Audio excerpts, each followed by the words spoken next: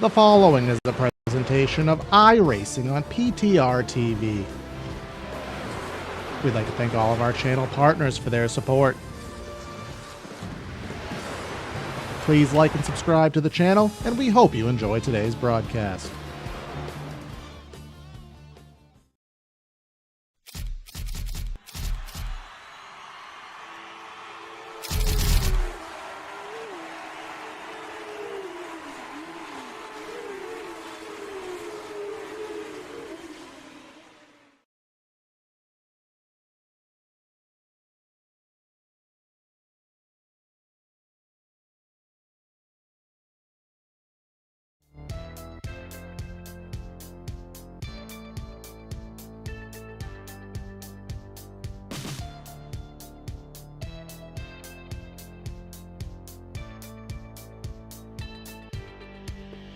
"11 races deep into the Area Truck Series, and we've had many winners, many surprises, and now we come to the most lottery track of them all.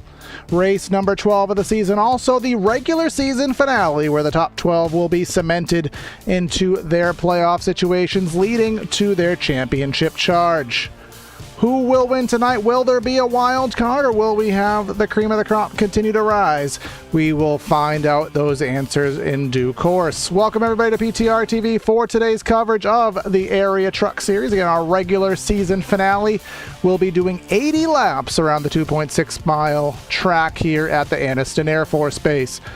Gonna be myself, Corey Silva, in the booth and in the production truck, and of course Mr. Brad Dalton with me to help out with the calls, as he has been fresh into his new living quarters, I do believe. So Brad, you missed last race at COTA, which was an absolute banger of a race, not something you usually expect to say at COTA. And now we come to Talladega trying to get drivers their playoffs live situated.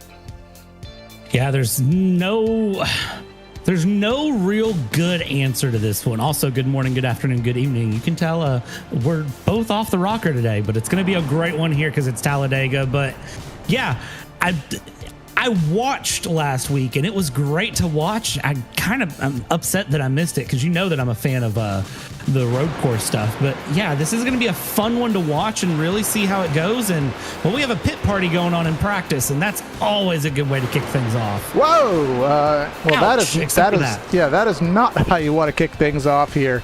As things do start, and we are about a minute or so left in practice. These drivers getting their last second warm-ups in.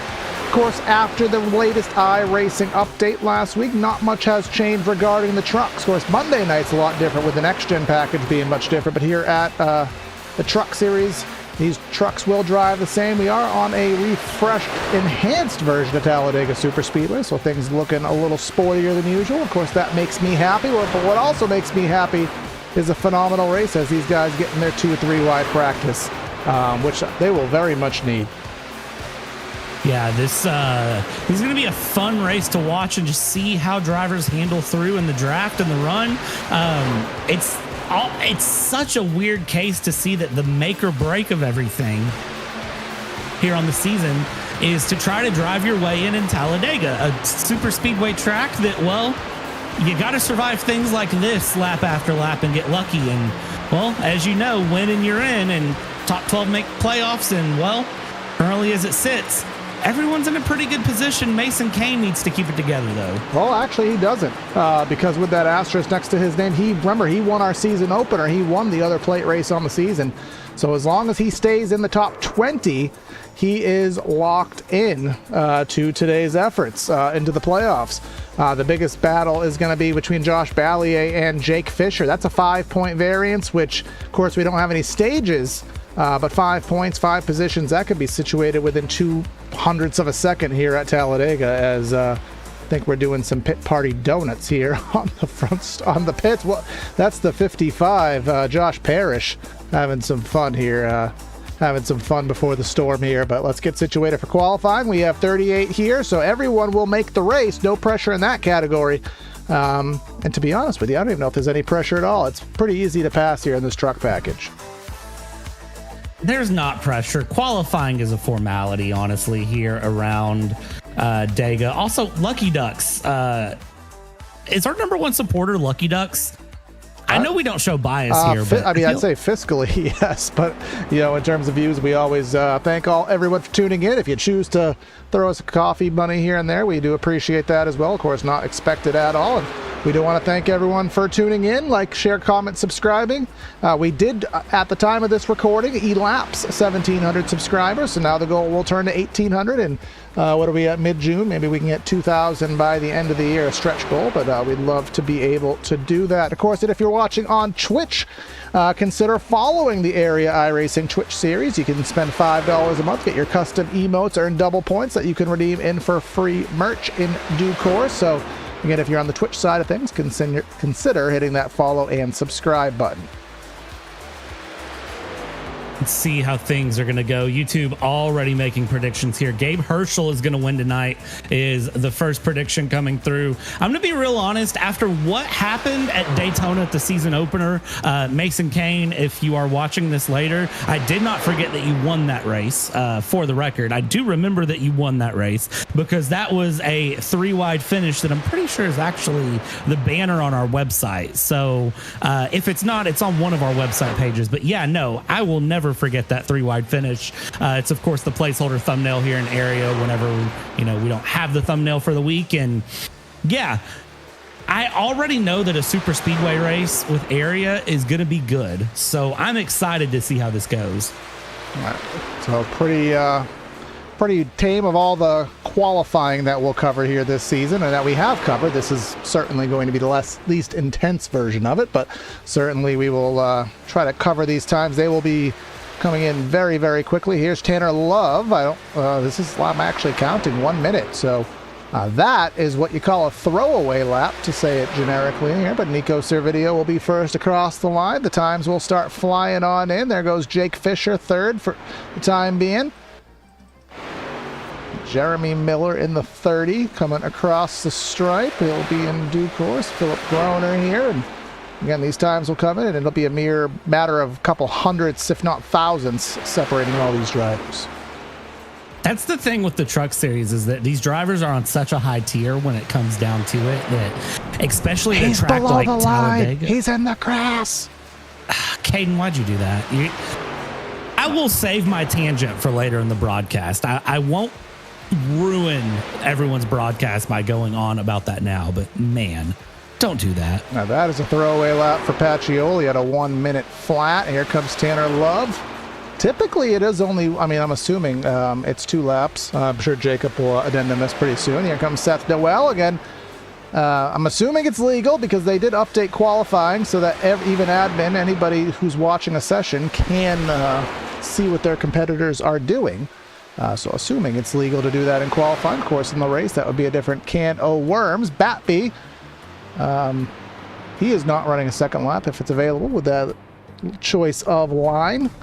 Who else we got? We got Casey Lakatos here, our PTR TV driver, or I guess we could say Casey Lakatos just to piss him off. But Casey Lakatos, let's see what he can muster. Well, Casey Lakatos here is going to be having a great time. Let's see, comes across the line. Yeah, that's a throwaway lap too at a 1 minute. So Bryce Senesac coming through. Listen, it's the regular season finale, so we might as well have a little bit of fun with it, right? That is the name of the game. If it ain't fun, why you bother doing it? At the end of the day, we're talking about guys playing a video game here. Let's be real. Don't shoot the messenger. It is what it is. We got to have fun with it here as we present this action to you. Jake Nichols, of course, he's won 2, I believe, races here on the season. That's the United Rentals restart zone there, Brad. We'll have to memorize that. We seem to have a trend here. Very interesting, and I don't know what it is. They either run a normal lap or they run a 1 minute lap. Can't quite figure out what instigates that, but that seems to be the trend. Well, we have been corrected in the background, and it is just a 1 lap quali here at a super speedway. So I have a feeling that, here's the thing. I say this a lot. This is a common trend for me. I don't care where you qualify. I care where you finish the race. It's never more true than it is at Talladega. Because here's the thing. If you ever heard of the big one, the big one's going to show up, and it doesn't matter if you're at the front of the pack, the back of the pack, middle of the pack. None of it matters. Nah, these guys are This too is a good. These formality. guys are too good. We're going 80 laps, green flag. Lucky Dog, Steve, stop giving us money, man. Well, appreciate it, but Lucky Dog having some fun. And we appreciate it. We've had a lot of fun here with the Cup, not the Cup Series, with the trucks and the Florida Estate Builders Pro Series all season long, and look forward to a long-term partnership here with Area. Of course, they'll be running towards the end of July, and might have a couple special events in the off-season, preliminarily looking to start things up 2026 afterwards, but no formal announcement on that. But we do have warm-up here, so if anybody comes out, I don't really know if this will sustain. Again, I didn't get any inklings on EOLs or anything to that capacity. Oh, no, I did. We have 2 EOLs. But again, with no DNQs or anything like that, I would not be surprised if this gets shortened and we get right to the race. But maybe these guys will get a little pit practice in. Yeah, pit practice, surprisingly important at Talladega, all things considered. But again, as we said, that skill level here at Area, it's so high up that, you know, it is what it is. Mason Kane, power went off at the house. Wish I was there to run the truck all out. Well, you know Mason. what? Get yourself a Jackery. You know, if you get a strong enough Jackery, you can power your computer up for an hour. What is Caden Diedrich doing? Just practicing. This is so obviously it's truck race at 9 and it's WRC EA WRC event at 11. So you got to just warm up both things at once. Or this is recovery practice for the big one. I mean, anything's an option, right? Yeah, we are getting addendum here that due to power outages, I'm assuming there's some issues with severe weather somewhere in the country. So according to those power outages, just giving those drivers any last opportunity to be able to load into the session. So we will run this warm-up out to its conclusion here. And again, just gives us the opportunity just to kind of talk about a little bit more what will be our future here in terms of this season. Of course, Talladega being our season finale, then we will head from one extreme to the other, 2.6 miles down to a half mile, or head into Bristol, Thunder Valley next week. Then we'll be heading to the Nashville Superspeedway, Las Vegas Auto Club, rest in peace. And then doing what NASCAR may or may not be doing in a few years' time, heading to Charlotte, end of July, to conclude out our area season. And all 3 series will be triple headering, if such word exists, for the remainder. So outside of really Bristol, Brad, the 1.5 mile package, that's going to basically determine our champion. Then we're going to be running those intermediates and Auto Club, kind of throwing that in there as well to run this thing through. Yeah, and that's kind of the cream of the crop of trucks, to be honest. Bristol is great. Let's be honest, Bristol is great, but these trucks run so well at that style of track, and they're so much fun to drive at that style of track, in my opinion. But there is something really cool about ripping these trucks around Bristol, so I'm glad to see it kind of making its appearance. Of course, Bristol is my nearest still active racetrack. So rest in peace, Kentucky. Yeah, you know, Kentucky Speedway should still be a thing, but whatever. Yeah, and they aren't even upkeeping that place, are they? The place is just... I've seen some Urbex videos, and they still have like trucks and like track dryers and stuff parked in the garages. Like they just left a bunch of stuff there. I know it was an Amazon and Ford parking center for a while, and I've seen some drone footage. It didn't look pretty. Unlike Chicagoland Speedway, which rumor says will be on the Cup schedule next year, which makes just about everybody happy, except those who like the Chicago street race. But that is a topic of a podcast, of which this is not. Again, still just waiting for last second drivers to join the session right here. I mean, Jeremy Brown fastest in this session by about a 51 flat. So we have fuel mileage of roughly, I would say, 40 laps here today, Brad. I don't have specifics, but usually that is the case, 36 to 40 laps, depending where you are in the draft. So this should be about, I mean, it could, if it goes green flag, be a very close fuel race, but most likely, I would say we'll have 2 pit stops here tonight. I would be absolutely floored if we don't see 2 pit stops here tonight. So just watching how it goes. And again, that 40 laps, remember the draft exists. We've had that happen before where we've made a fuel calculation and forgotten about the draft. So, yeah, so I would fully expect a 2 lap a two-stopper for this. Look at me throwing in the road knowledge here. But, yeah, we'll see a lot of this tonight. Get used to that view. This view of our updated campers that no longer have 10 pixels circa the year 1999. But either way, again, that is going to be the end of warm-ups. So again, thanking everyone for tuning in here to PTR TV. Like, share, comment, subscribe, all that fun stuff. And we will get down to our grid. Our grid, of course, brought to you by Central Mobile Homes. If you're looking for a small or a large home, a new shed, or a Triple Crown trailer, look no further than Central Mobile Homes. They've been serving Florida customers for 29 years with a plethora of small and large home floor plan shed designs and Triple Crown trailers available in LaBelle, Okeechobee, Sebring, and Clewiston. Head to centralmobilehomesinc.com. But what we're going to head to, Brad, is that starting lineup. Let them know where their favorite drivers will be starting here tonight. Absolutely. And starting it out on pole tonight with a 54.697 Jalen Handcamp in the Chevy Silverado, and Caden Diedrich in a Chevy as well will join him on the front outside. Danny Ware in third place there. And in fourth place will be Travis Beckner. P5 here on the night will be Seth Noel, and Powerhouses Racing. Peyton Howe will be in P6. Jeremy Miller from 609 Motorsports in P7, and Philip Groner, his teammate, will join in P8. Rounding out the top 10 here, it's Tanner Love with Lucky Ducks, and David Weishart from Low Money Racing and Slaughter Sim Racing rounds out our top 10 tonight. Justin Anasogak has dropped the Dale Jr. for a charity scheme. It looks like in 11th we have Jeremy Brown in 12th. 13 finds the likes of AJ Stravato, the Italian. They picked that flag, not me. He is in 13th. Matthew Batby in 14th.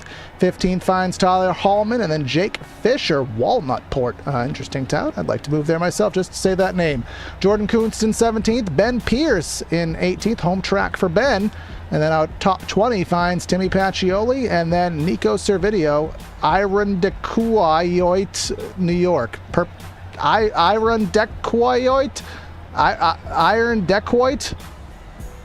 I'll punch that in how to pronounce later. We'll do justice to that later. I don't know right now, but yeah. Moving on from that, Garrett Conrath in 21st. Ryan Swan in the number 20 will bring it 22nd. Brian Mercurio in 23rd with Coast to Coast Sim Racing. They've had such a good season. Garrett Grant in P24. Doug DeNice P25, and Josh Parrish as we get rolling 26th place. Preston Pardis P27, and Brad Slaughter Jr. in the Toyota in P28. P29, Joshua Ballet from Lansford, Pennsylvania with Lucky Ducks, and Bryce Sidisak from Fort Wayne, Indiana. And then our last 10 drivers will be Gabe Herschel out of Neptune, not outer space. It is in New Jersey. We got Casey Lakatos, just doing it to piss you off, buddy.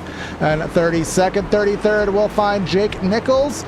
And 34th will be Tanner Bethea off Lucky Duck. Alex Chilcutt, Connor Horn, 35th, 36th. Then we have Rocky Boyd, Gary Watersworth, and then shotgun on the field out of Kingwood, Texas, Ryan Nowicki. Our race details here are as follows. 80 laps, again, no stages, flag to flag race here. 4 sets of tires. That is all but useless, but it is available. The most important part, and as is the trend here in area, no backup truck, and I don't know why it keeps changing to 40%. I updated it, and it's still 100% fuel load, estimating the load to be around 38 to 40 laps. I will be happily corrected with the proper information. Basically what's happened here is we don't say Casey's name right, so your software says, well, I'm not going to show your fuel load right. That's literally what's happening there, is the only thing I can think of. I'm very excited to see who wins this race here tonight, Corey, because kind of looking through the field, this is a good chance for really anyone. I think it's the case of survival. It's the case of hold it together. And, well, in the end, you got to be in it to win it. That's not how I say it. Can't win it if you ain't in it, as some fellow once said in due course. Our only end-of-line penalty is Caden Diedrich in the number 24 here on the evening. But we're going to head through that famous Talladega Tri-Oval. Lights still on the pace car. Thought we were going to have one pace lap here. There's someone practicing their pit fake-outs, practicing their Allen Iverson crossovers. We've seen that go astray a few times here this season, but that Mustang pace car will stay out. We have our Practice it, Brad. Our United Rentals restart zone here on the newly updated Talladega Super Speedway. And I'm going to mess that up. Again, I got to give them. I am the biggest critic of iRacing when it comes to graphics. I am an ultimate brand snob, graphics snob.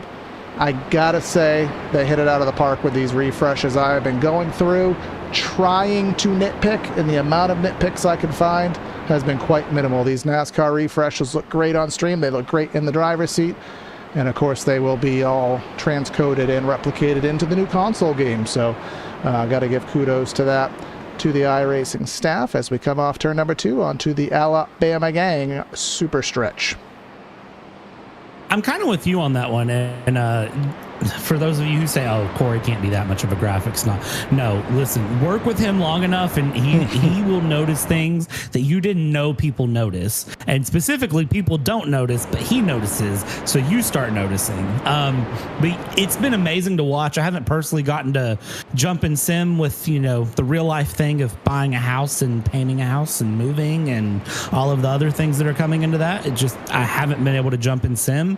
Thankfully, once we move, I will have a dedicated sim PC, and so I'll have 2 setups. I mean, one to run, one to not. But I mean, look at this; it looks really back good. In the day, that entire infield would have been like a lime green texture that was probably like 2 pixels by 2 pixels. But again, now we have full detail. You can see the campers on the infield. They are updated textures. So again, everything out of the park. The new Iowa rescan, the new Richmond rescan, all the grandstands updated to real life. So again, out of the park job to iRacing. Let's put on a good show and make some use out of this Talladega Super Speedway. 2-3 wide will be the name of the game.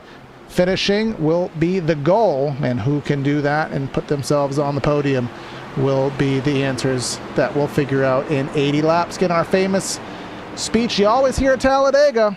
The start-finish line at the end of the tri-oval. We'll head through into our United Rentals restart zone. Jalen Hamkamp on the front row gets on that loud pedal. Our regular season finale is green, green, green.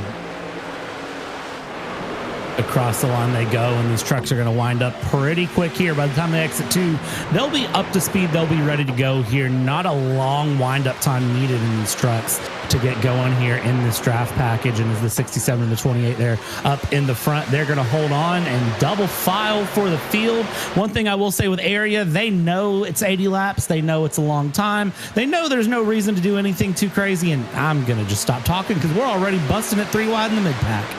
Exactly that. Some drivers will be using it to go to the front. Other drivers will be doing the inverse, and they're going to go to that outside to drop like a rock. I meant to add the leash keys to our soundboard. Didn't quite get to it here. That's Ryan Swan to the outside. Based on what we've seen in races past, I would take a gander that those two are trying to fly to the front rather than go into the back. That's Garrett Grant and Ryan Swan. But up front, we have a little bit of connectivity issues with Jalen Handcamp, our pole sitter. Which connectivity issues leading the pack at a plate track certainly is terrifying, and I'm not sure if admin will let him stay there, but hopefully it fizzles out. Well, we've seen wrecks happen in races from that. Somebody blink at just the wrong time and then basically spawn inside another truck. And the thing is, if you're ever going to have a connection issue, Coda last week would have been the best place. This is not a good place. As we have a swap for the lead, get used to hearing that a lot tonight. Travis Beckner up in the front there will go through with Peyton Howell in second place as we have our pole sitter, Jeremy Brown, dropping back here, going around as everyone just sort of holds on here. And again, only 2 laps down. We're coming to the line to start lap 3, buckle it in, and well, we keep this triple file here for a little while. Yes, we will, as we kind of experiment here with some of the drivers here in the pack. This is Casey. Do we say his name properly? Casey Lakatos there in the 50. He is in 20th. He is at the top of the 3 abreast, which is the most stressful place to be heading down the back straightaway. No more grandstands down there. Finally, we got rid of those grandstands. Again, to that refreshed update here. But that 3rd lane is about 5 trucks deep. Needs a little bit more than that to get rolling, or it needs some checkups from those first 2 lanes. But those first 2 lanes seem to be built quite well. Huge push from Beckner to the back of Howell. And that tag teaming will allow them to get the advantage. But here comes Groner with the push from Jeremy Brown to the outside. They are absolutely tiptoeing on that I almost said white line, the yellow line there on the inside. And if you watch, especially Peyton Howell there and that 28 of Beckner, they are almost dropping onto the apron just so slightly with those bottom wheels as they just come through and tap. And there it is. Peyton Howell said, I'm done pushing. Put me in the middle lane here. I don't like the way Beckner's pushing me. I don't want to be on the low side, and just pulled up to the middle lane. It looks like middle lane's getting ahead of steam to come through. And, well, this is the name of the game here. Corey, you say it best. How do you phrase it? I call it aggressive. What do I call it? Intensely boring. That's what I call it. When you are in one of those positions, such as, I'll say in the middle there, I think that's Jake Fisher. He's white knuckle. He's on his game here. He has to keep everything still, can't mess around. But at the same time, he's stuck. He's just trying to evade issues. He's not trying to really do anything right now. So at the same time as it's intense, you're kind of bored in the sense that you're not really racing. You're just kind of chilling right now. And that's kind of what you want, honestly. You just want to be in that position to chill out, hang out, let the truck run, just watch your water temps, make sure you don't overheat, and just sort of trust that things are going to be fine. And again, with area, the skill level here is so high that these drivers in area, they all know how each other races, and there's nobody here that's going to do any sort of silly move. So they can all settle in. And, well, I was going to say we have 4 wide starting for a second, but that top line is a little too far back to really call it 4 wide, but we're not far off from a 4 wide run, which is doable at Talladega. Yeah, at Daytona, this 3 wide racing is even going to get some of the drivers saying, hey, too early. But here at Talladega, I mean, if you can't run 3 wide at Talladega, get your butt off the sim, because it's easy as pie. I mean, 4 wide here is the equivalent of 3 wide at Daytona. 5 wide here would be the equivalent of 4 wide at Daytona. So that's something you don't want to do. Even the Coke drivers will shy away from that. But what they don't shy away from is a lead change. Travis Beckner has dropped from the to the bottom of the track. He has got by that 52 of Howell. And now that leaves Jeremy Brown to the outside lane. Who is that trying to squeeze a gap in the middle? I see one of those Hendry trucks. That's Matthew Batby trying to squeeze the gap in the middle. Now Brown squeezed all the way to the outside. He lost some momentum. He got pushed up there 4 wide for a moment, back down to 3x3. That was I don't know that I'd be that aggressive that early, but I'll tell you right now that number 87 is going to remember that, and Jeremy Brown is not going to be nice. And here's the thing, you squeeze a guy that hard and cause him to get a little wiggle, and then he ends up on your rear bumper. You can push a couple of different ways here at Talladega. You can push in a way that's, nice and gentle, and you're just sort of riding and not 100% throttle, or you can get real aggressive on that rear bumper and really be sending people through corners and have their trucks upset. And I have a feeling keep an eye on that 87, regardless of where you're looking at, because that 87 is going to remember what just happened. And it'll be interesting to see how he treats it here later on. Ryan Swan in the middle of the track. Remember, he was working with Garrett Grant earlier, put himself in the middle. Garrett Grant has fallen behind. Now Garrett Grant saw Swan in the middle, and now he pulls to the inside. Matthew Batby will be there as well. And typically these races, we have a couple drivers dropping to the MAC. We do have that as well. We have Mr. Brad Slaughter and a Sogak. We got Nowicki. Herschel, who was predicted to win this race via our chat. Josh Ballier, remember, he is 5 points behind Parrish, if memory serves, for that last playoff spot. Parrish currently running in 23rd in that blue number 55. But again, very, very early. A lot of time for Josh to make those 5 spots up. And, still a lot of opportunity for some massive carnage. Only lap 8 of 80. There's plenty of time to be found. We're only a 10th of the way through this race here as it goes. So if you've written anyone off yet, you're completely wrong. We've seen drivers do last to first runs in the last 20 laps of Talladega before. It doesn't take a lot here to get that run going. It's just a matter of getting the run going here and picking the right time. And sometimes being a little bit further in the back is better, because if something happens with this front crowd, they get a little too aggressive, you're back, you can see it, and you can back the truck down and survive and live to fight another day, which is always what you want to see. Yeah, exactly that here. Just continue to fight along and be there when it matters here. As again, CanCamp having those issues. That's the 35 of Danny Ware. Danny Ware is asking, where are you, Jalen Handcamp? because I'm trying to push you, but your truck ain't here. I don't quite remember where Jalen is in the country, but again, reading some issues, severe weather and whatnot, so hoping everything's all right. But we are in that famous next-gen 2x2 pace lap. This is the epitome of the quote-unquote intensely boring, but this is what gets you by there, Brad. I mean, I'm one of the proponents out there. It's not realistic, but no plate race needs to be longer than 20 laps. I mean, you could argue, what's the point? They're just putting around and they try in the last 20. So that logic being said, there's really not much of a reason to try too hard in the first half of the race, outside of just learning who to draft with, who to work with, and what moves will work.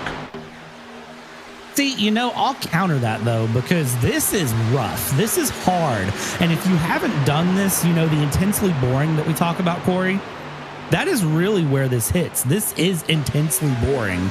And you just sort of, it's not as relaxing as you think. You're sort of just running, but at least for me, I'm not going to speak for everybody here, but at least for me, I am death grip on the wheel, holding on to it as much as possible, just trying to keep that truck in a straight line. And you're always thinking, am I overheating? What's the truck behind me going? Where's the line? You know, how am I doing on fuel? How am I doing on tires? Well, tires don't really matter, but how am I doing on fuel? How am I doing on strategy? You know, where am I at with things? Who's my friend? Where are my teammates? How's this guy behind me pushing me? I don't like how he's pushing me, but I got to hold on to the truck. Oh, now I got to watch the guy in front of me. I need to lift off the throttle a little bit. Oh, now I can't lose out to the guy in front, though. I need to balance that throttle. There's a lot more going on behind the scenes than it seems of these guys just running straight lines. So, and the beauty of the drivers who've been doing this for this long is that they can do all those mental calculations and still just be like, yep, we're good. Yep, we're good. I'm going to stay here. Yeah, I'm not going to go to the third lane. So that takes the skill, because believe me, I have all those same issues too. If you're the 52 and you're looking, oh crap, oh no, I'm blinking red. I got to get some fresh air. But I got to push. It is a balance, and once you figure that balance out, you're going to be pretty well off. But even when you figure it out, that doesn't guarantee any results here at these drafting tracks. If I'm in this race, if I was personally in this race, I would be Ryan Novicki right now, all the way back in P36. That would be me. I'd be back there with Brad Slaughter, and I would just be in last place, just putting around so I don't have to think about anything. That's the old Dale Jarrett and Terry Labonte strategy back in the day. And even then, you're still thinking. Well, the problem with that strategy is if everybody is putting around doing nothing, and everybody has the strategy that 20 laps to go, we're going to go for it. You're putting around for the first 60, but now everybody, including yourself, is in intensity mode, so the risk of that wreck in the last 20 laps is even higher than it would have been otherwise. So therefore, it almost kind of makes you wonder, how long do you want to execute that strategy before you start your potential, and it is potential, there's no guarantees, your slow climb through the field. See, and that's one of those that the further back you are, the earlier you have to start that run. And you sort of put yourself in this weird, you know, coup contra coup position where... What was that? Oh, a coup contra coup. You've never heard of that? Evidently. It's technically it's a term about a concussion, but anyways, you put yourself in this weird position where it's kind of like, the later I wait to move forward, I'm going to be just pulling myself backwards, because like you said, everyone at some point has to start moving forward and getting, you know, and giving that little bit more to push. So you sort of, then you have to push earlier, but then you're hurting yourself by pushing earlier, because you're going to wear yourself out faster and put yourself in worse positions sooner. So it's this weird double entendre problem that you end up in. Exactly that. It's all the timing game, it's all the strategy game, and we're still about halfway through our fuel run here at this juncture. And again, speaking of nothing, because I don't have a segue, but I'm going to give you a segue because it's our second place driver here on the evening. Hendry County Motorsports Park Racing is back. Join them Saturday, June 21st, to see stock and modified demo derby reverse deck direction flagpole race. Tony Stewart, remember, he had his reverse direction thing about Talladega.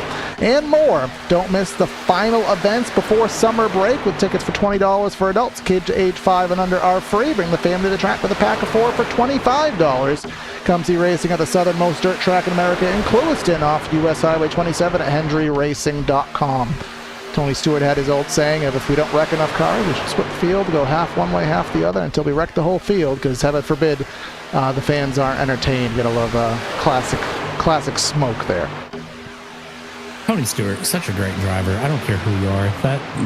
He had some great sayings. He had great opinions on racing. And again, that's a podcast topic. We really need to start a PTR TV podcast. Is all that.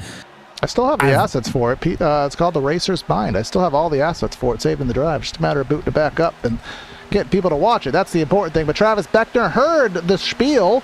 He heard the sponsor spiel, and then he says, I got to go get me some lead. And will he get it at the stripe? He will not.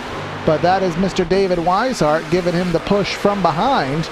David Weishart has had a better second half of the season. Not going to be enough to get him in playoff contention. Barring a win here today. I to quickly check the back end of the schedule here, or rather of the standings, whereas Mr. Weishart, he is not in the top 20, so even a win would not get him in with only 7 races here on the season. But certainly wants to get himself some confidence, especially with the Florida State Pro Builder Series as well. But that outside lane starting to fall on back. And Travis Beckner's attempt for the lead is now back in the shuffle. And he's still just pushing it through here, trying to go again. It's still early on. It's only lap 17. Make that lap 18 here of 80 as they go. I mean, it doesn't feel like it's just putting along and kind of going. It's starting to be a little bit more wiggles, a little bit more shuffles here. I feel like there's something in the air. I think some people are starting to get a little aggravated with being where they're at, and they want to try to find that position to move forward. They want to try to find that little bit of an edge to get out of where they're at, but they're not able to find it.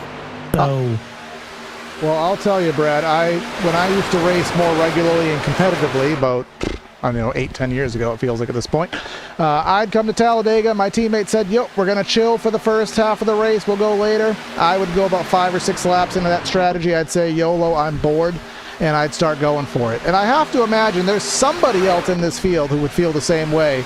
But even if the strategy is chill and do nothing, you're going to go and do something. And someone who is doing something is our points leader and our dominator on the season, Mr. Brian Mercurio, up 14 spots on the day. David Weishart, a little bit of a blinky-doo to the top of the racetrack there. But here comes a good push from Mercurio into the 84 of Fisher, that is. And again, just making some headway. And now we have top to bottom move. Who is that? Is that the number 29 of Weishart? Dropped back, got a run, took the lead, lost it again. That's Talladega in a nutshell. I don't know how many lead changes we're going to have. I know usually our game here is how many cautions on the night, but I feel like the game tonight needs to be how many lead changes, and I think the answer is going to be, we got 80 laps. I'm going to say about 40 lead changes here as we've gone 3 wide in the front, up on the high line. Caden Diedrich taking it. Whoa, that's a brave move down to the middle to block off that 29 of Weishart. And, at this point in the race, drivers will give you benefit of the doubt on those aggressive blocks, those aggressive dives, those aggressive changes of lanes. Later in the race, they won't be as nice, but it is hard though, Brad. If somebody, does an aggressive block to you at Charlotte, maybe you don't back off, you turn them through the grass, it's a one-car wreck, whatever. You really can't do that here at Talladega, because if you don't cut a guy a break even though he's expecting it, you're going to wreck 25 cars, and usually your conscience won't let you wad up the whole field off of a little bit of a kerfuffle with another driver. Maybe your conscience won't let you, but I can tell you right now, about half this field, they would care less right now. Somebody drops low on them, they're going to dump them and say, you know what, I'll think about it later, I'll worry about it later, and then I would dread to big hear what those wiggle. Seth Noel with the slide off a 2. You'd think that was 1,000 horsepower and he was getting some wheel spin. That's not the case. Maybe he was getting wheel spin because his rear tires weren't on the track. That is also a possibility with the push that Caden Diedrich is giving to him. Travis Beckner, every time we look at him, he's in a different lane. Now he's on the inside. Has he managed to lead a lap yet? He's been up front Yeah, he's led 4 of them in that Hendry County Silverado. Now to the inside, here comes Seth Noel. He's up there in the points, wanting some additional padding coming into the playoffs. He'll lead himself a lap, but now Diedrich with the push from Weishart gets that middle lane going. And look at Garrett Grant. He's got that third lane rocking with the push from the 87 of Jeremy Brown. These guys are just really turning up the volume a little bit here. Lap 22 of 80. We're officially a quarter of a way through this race, and they are just really holding on here. We're not near pit stops yet. We still have about 15 more laps, I'd say, before people start thinking of pit stops. But you want to go ahead and kind of figure out where your teammates are. I'd say if Garrett Grant nearly in the fence there. Yeah. Man, I tell you what, it seems like guys are just starting to have that little bit of concentration lapse as it goes. And it's just, it is a lot too, but it seems like some guys here and there are just having those light moments where, again, tires aren't really a big deal, but you still want grip under you. You still want grip. I mean, they'll change tires once, maybe under green flag conditions. You'll change 2. Oh no, we're going around in front of the field. 24 with the turn to Noel, and they are just scattering about on the back straightaway. I don't see any catastrophic impacts other than Seth Noel. He is locked in essentially on points, but that's not how you want to start your playoff run. Let's take a look at it here on the PTR TV replay. And oh, that's a little bit too close for comfort here, but that's Caden Diedrich behind. Just a bump draft going bad. Yep, and then right-hand hook into the fence. And there's, I think, the 87 of Jeremy Brown. I see the 65. I saw the 20 in there. So Doug DeNice involved. Casey Lakatis, I'm not sure if he was involved, but he drove through utterly slow. Let's take a look from that 50s perspective.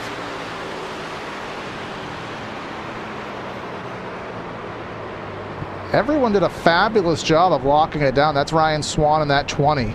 Only one with that catastrophic engine damage there was Seth Noel. But that'll be our first caution of the day. We will catch the pace car with end of lap number 24. That would leave 55 to go. So a pit stop here would still require 1 more. So that'll completely cement the strategy. May as well take 4 tires, won't hurt. But you may see guys just do 2 or even 0 just to try to gain some track position. Yeah, it'll be interesting to kind of see just what guys decide to do here. It's still not good on fuel, but hey, just go ahead and do it and get going. I got to think everyone's going to come in. There's no reason somebody wouldn't come in here unless they really just think that this race is going to go just absolutely sideways, which I don't know why they would think that, honestly. Watching it go through is, yeah, everybody and their best friend is in.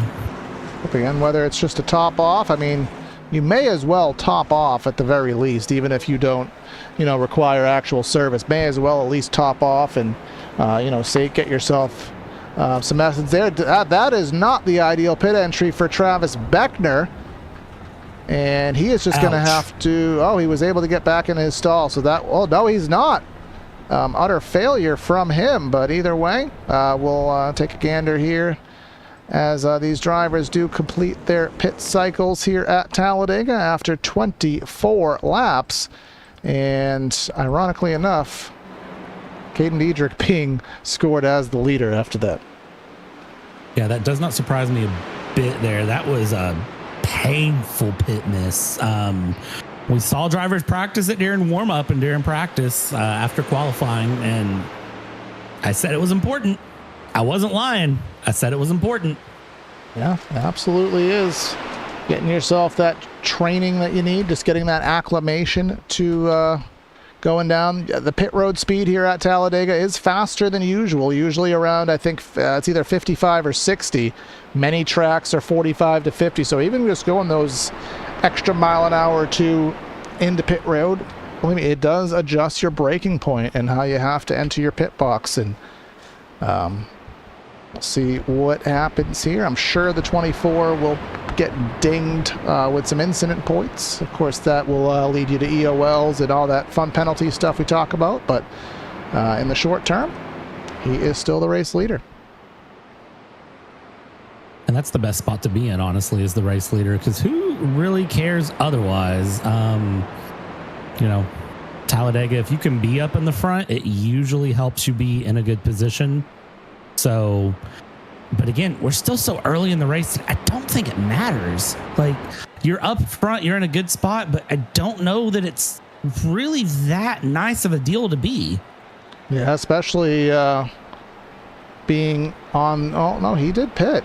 Remember, he came out as the leader, so obviously there was no damage. Some of these trucks, sometimes they end up being tanks, other times they end up being paper mache. So that front end little contact didn't cause him any damage. Just trying to, keeping an eye here on our chat and just figuring out if there's any indications of what happened there. But some people saying there's a bumper glitch. Other people saying no, you just have to watch out for where you hit those bumpers. They're not always perfectly rounded, not always perfectly square hits. So if you hit them in the right rear, they may go that way. If you hit them in the left front, the left rear, they will go that way. Sometimes that bump drafting at certain parts of the track, especially corner exit, even at Talladega, Brad, a car will get light on corner exit, but at Talladega that tends to not be as much, but it'll be enough that a hit on corner exit can get you a little loose.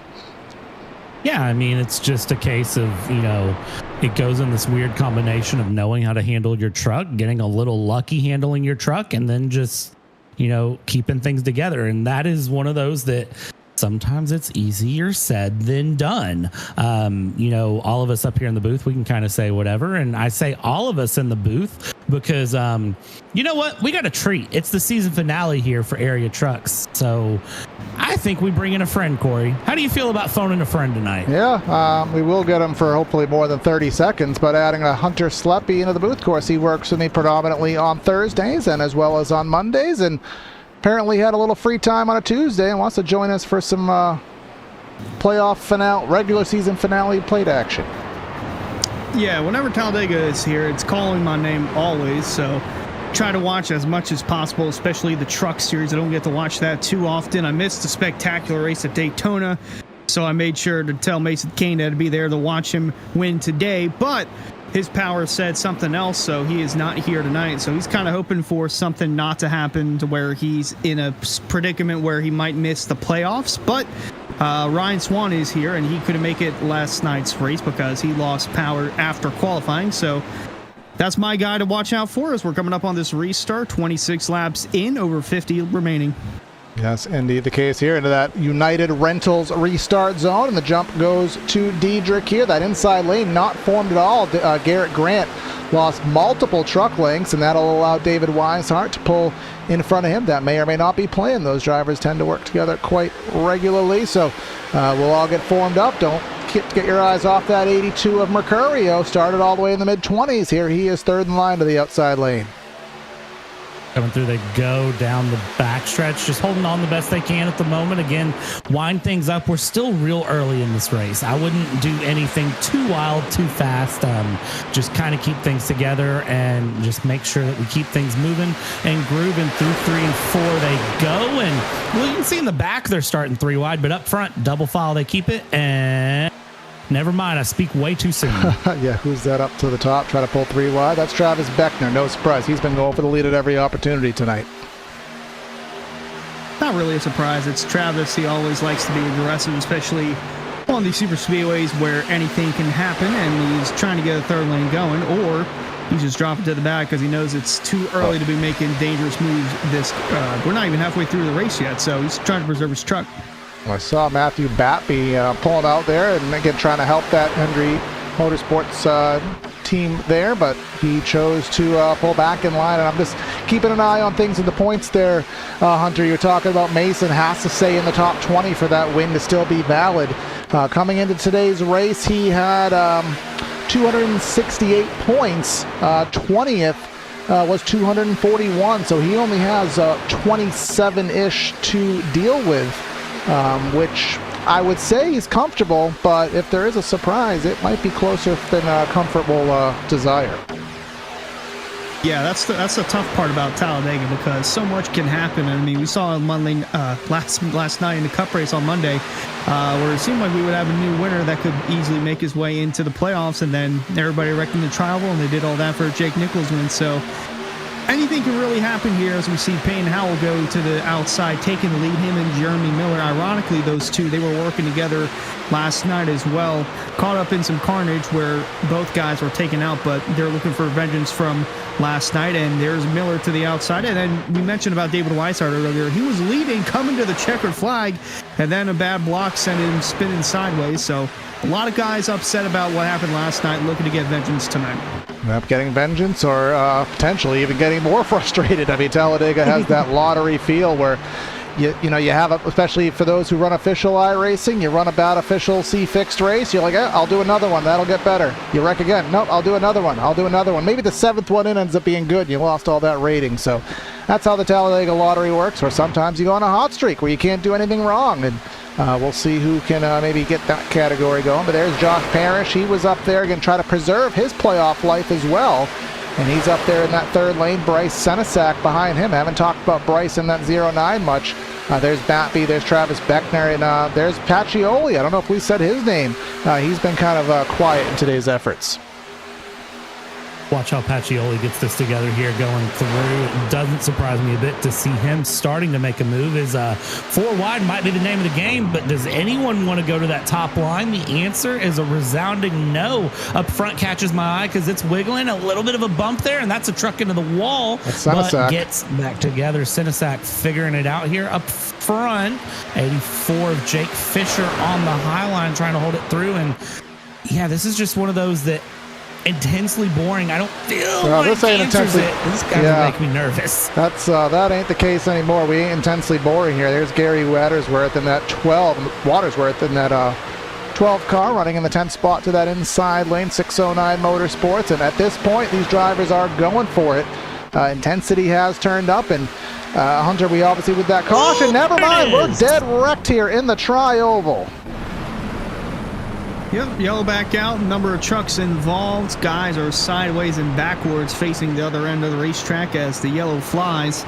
Jeremy Miller leading as the caution come out. I was going to say, Jeremy Miller needs a win to get inside the playoffs tonight. He is flirting with that top 20 cutoff spot, but Josh Parrish involved, and he was involved there as well. Caden Diedrich, remember, he was making some ultra aggressive moves. We'll take a look at our Hendry County Motorsports Park replay. Try to sort something out here. Look at that. Keep an eye middle of the screen. Oh no! Batby turned into Parrish, and that sent us around. There's Pacioli. Just talked about him having a quiet day, and then we're still wrecking back of the pack. We'll just get one more look of it from the 89 of Batby here. Just bear with me, folks. Plate replays are not the easiest thing in the world to queue up, but here we go. I'm just going to tell you right now that this is a bumper hook more than anything. Oh, is he going for air or 4 wide there? I can't really tell. It's hard to say, and then he got absolutely bumped from behind, and then that sent him up into the truck ahead, and it was all she wrote from there, and there was nothing to be done. Yeah. See Diedrich there. We saw, I think that may have been Diedrich's. Oh my God, someone's bumper flying into outer space there.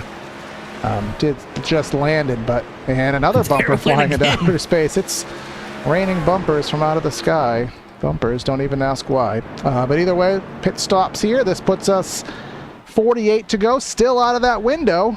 But nonetheless, let's get some more fuel, maybe some good years.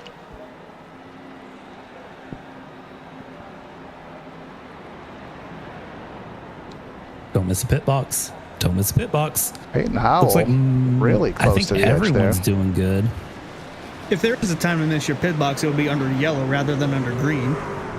Yeah, precisely that. You can see the timings there, about 5 seconds, 5 seconds. That will all be top-offs there. So Peyton Howell will get out of the pits first here, and we will just do a little bit of our normal maintenance duties here on the channel, helping out our channel partners.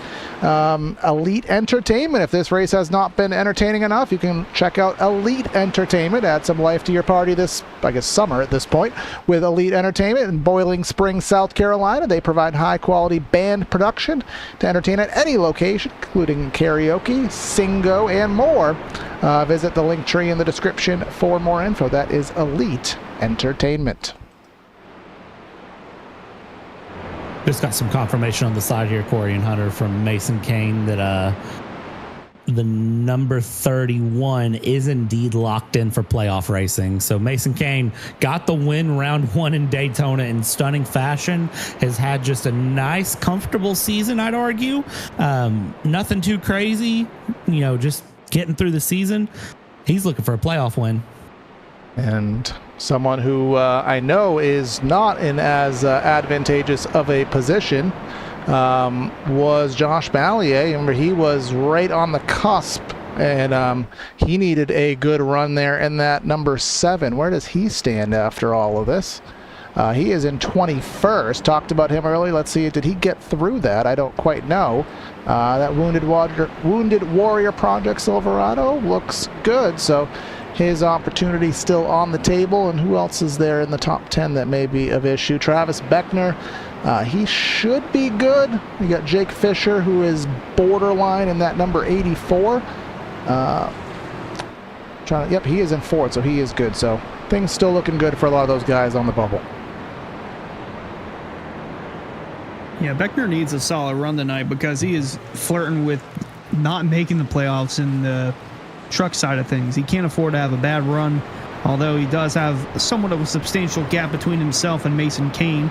That top 12 cushion kind of matters, especially Ballier. Jake Fisher's inside that cushion.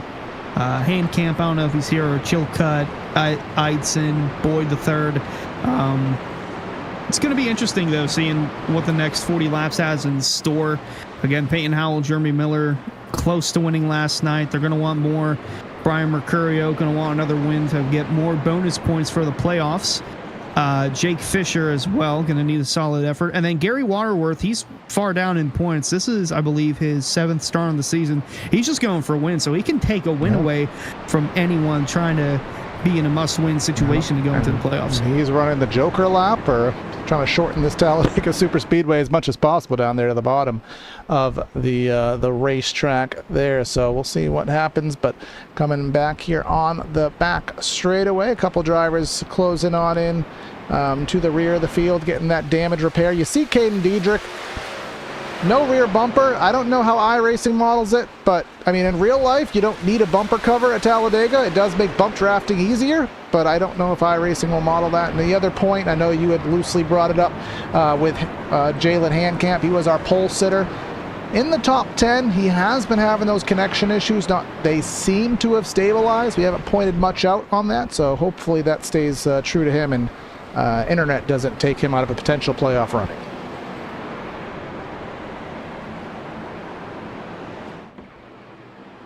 I think he's okay here looking. So I haven't noticed any sort of connection issues for him in the last little bit. So I think he's okay. Definitely, that can change anytime.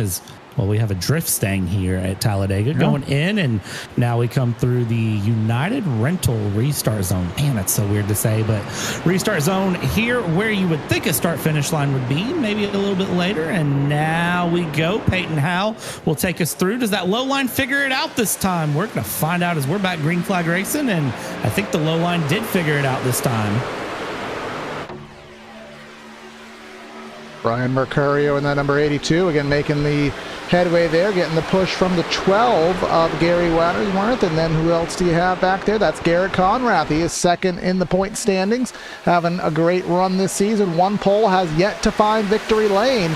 He'd love to find it here at Talladega, get himself that additional playoff seating. But as we close in on halfway, I see a Hendry County truck trying to go 3 wide to the outside. That's Batby. No surprise there. Those Hendry guys are going aggressive here today.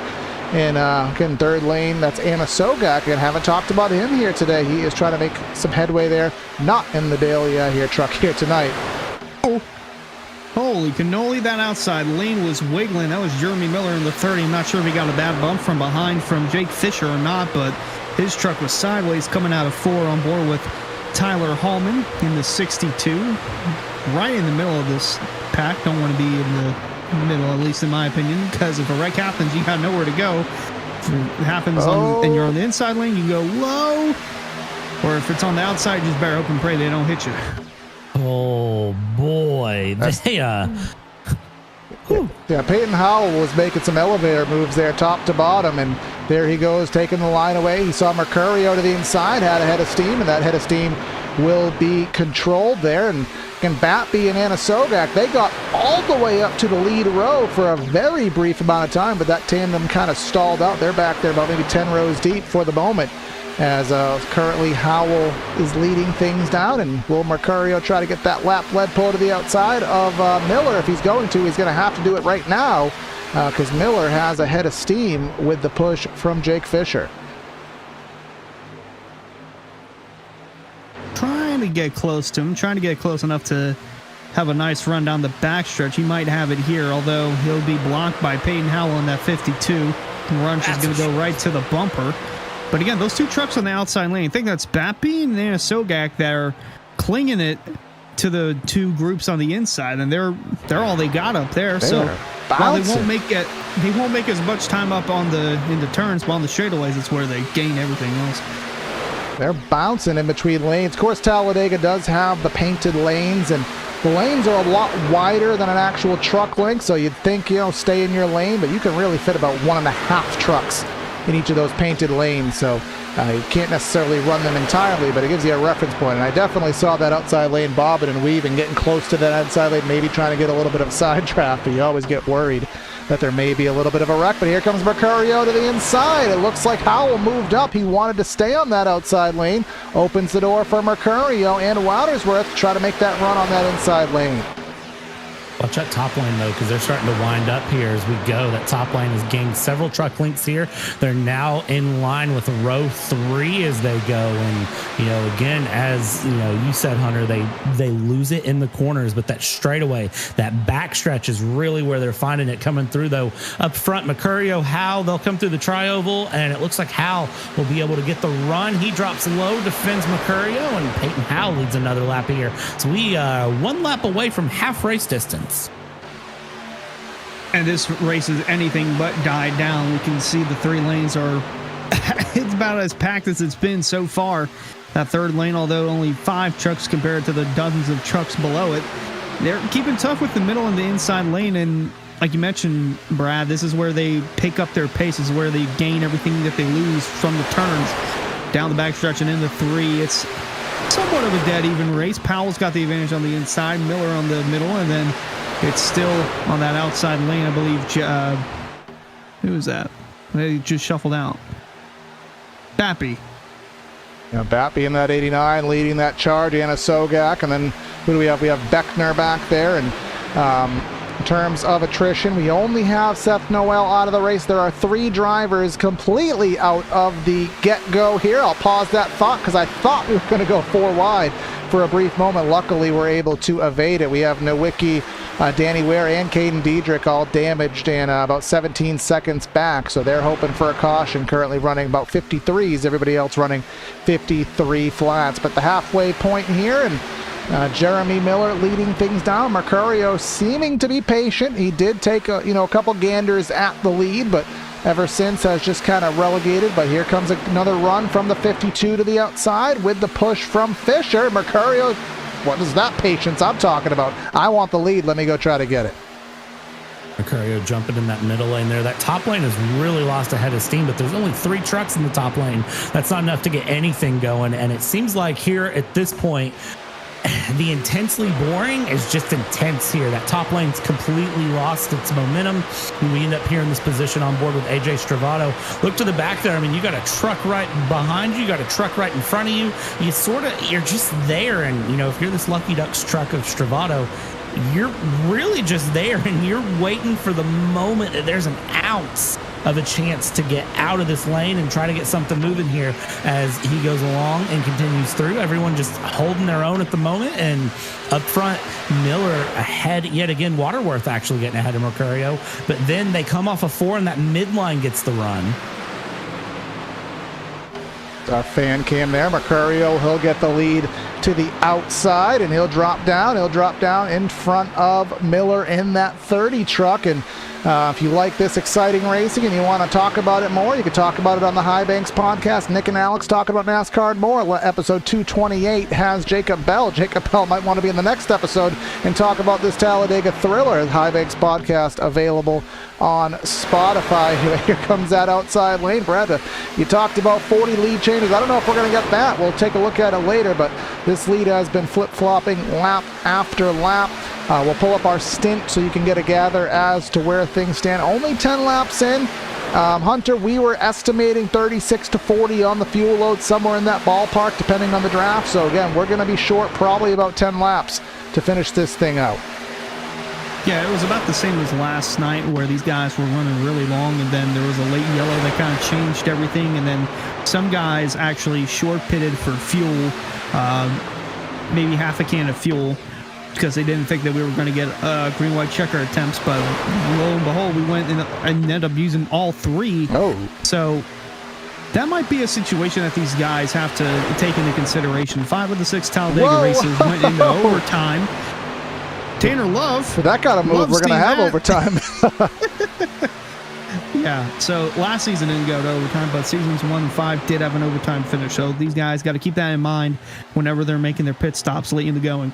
Yeah, Tanner Love went third lane to first lane there, back to middle, and Batbegan, king of the third lane here, trying to work with Anna Sogak. You can see, obviously, we have those couple drivers who are out of the pack with the damage, but there are a couple guys who are maybe just being patient. You have Casey Lakatos.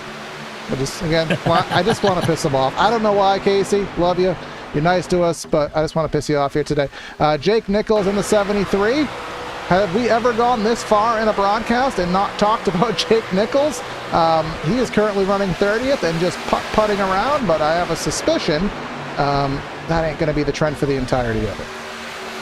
Jake's getting ready to wind it up and start going here, and especially when you have something like this going up front, and you've got Tanner Love, who loves to give me a heart attack here while I'm trying to take a drink and cause me to almost spit my drink out.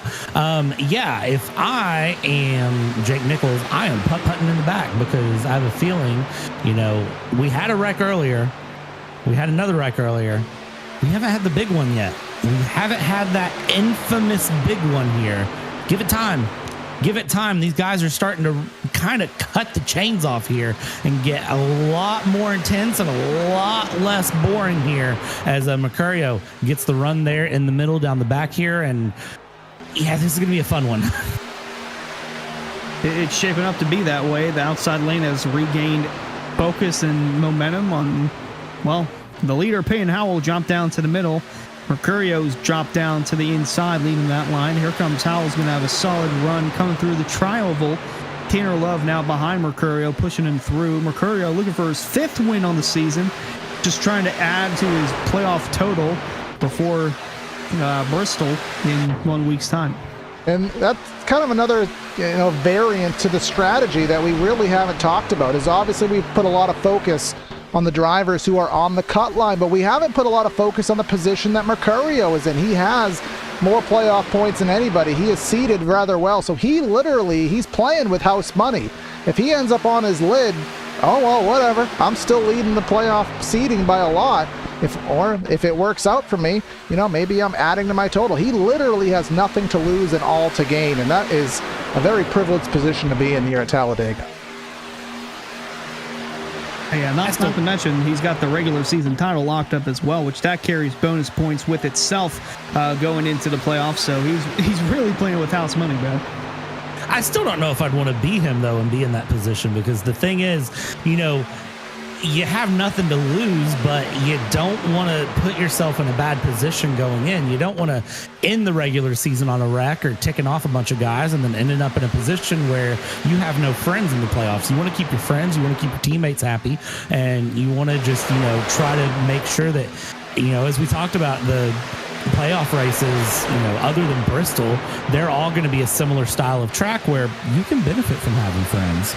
And if you have friends and you want to be nice to them, you can buy them a present. And you can go to shop.areaiRacing.com for high-quality merch at low prices. Look from over 100 selections of shirts, T-shirts, hats, and Champion brand clothing, and maybe some turts too, and other area accessories. Easy to shop, quicker to ship, better to wear. Shop.areaiRacing.com. Come on, you don't want a turt? I don't even know what that is, but I was sitting here trying to figure out what a turd is, and I wasn't gonna. A shirt it's a t-shirt and a shirt. It's just like a double shirt. It's like it's a double shirt. You know, back in the day, you wore two shirts, or is that? I think that fashion might have been early 2000s before you guys were even on planet Earth here. But either way, things have, dare I say, settled out just a little bit. We're only 2-3 wide. Mercurio, I mean, he has control of the race, and with the experience Mercurio has on the service, you know, being in the Coke Series in the past, always being an upper echelon driver, you don't want the cream of the crop to be in control of the race. You could easily take control of it away, but having probably the best leader of the pack, be the leader of the pack, that just makes it that much harder to, you know, figure out a way by it. There he goes. He saw the run. He went up to block it. As soon as that goes away, he'll probably go back to the inside.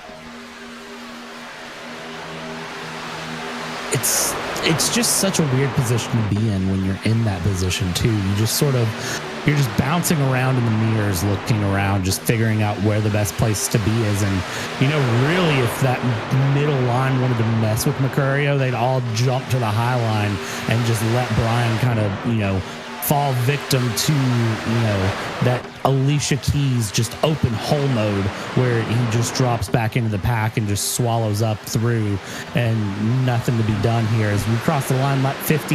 Hunter, we're 30 laps to go at this point, and you know, when you looked at the Cup race last night and you compare what you're seeing right now, is we're starting to see four wide there, in the fence.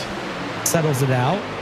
You know, coming through compared to, you know, how the Cup race was last night, what are we expecting from these guys? Well, compared to last night, they couldn't get a third lane going because the package is too realistic for the next gen. I'm expecting to see more guys using that third lane going forward. I'm also expecting some guys to short pit a little bit.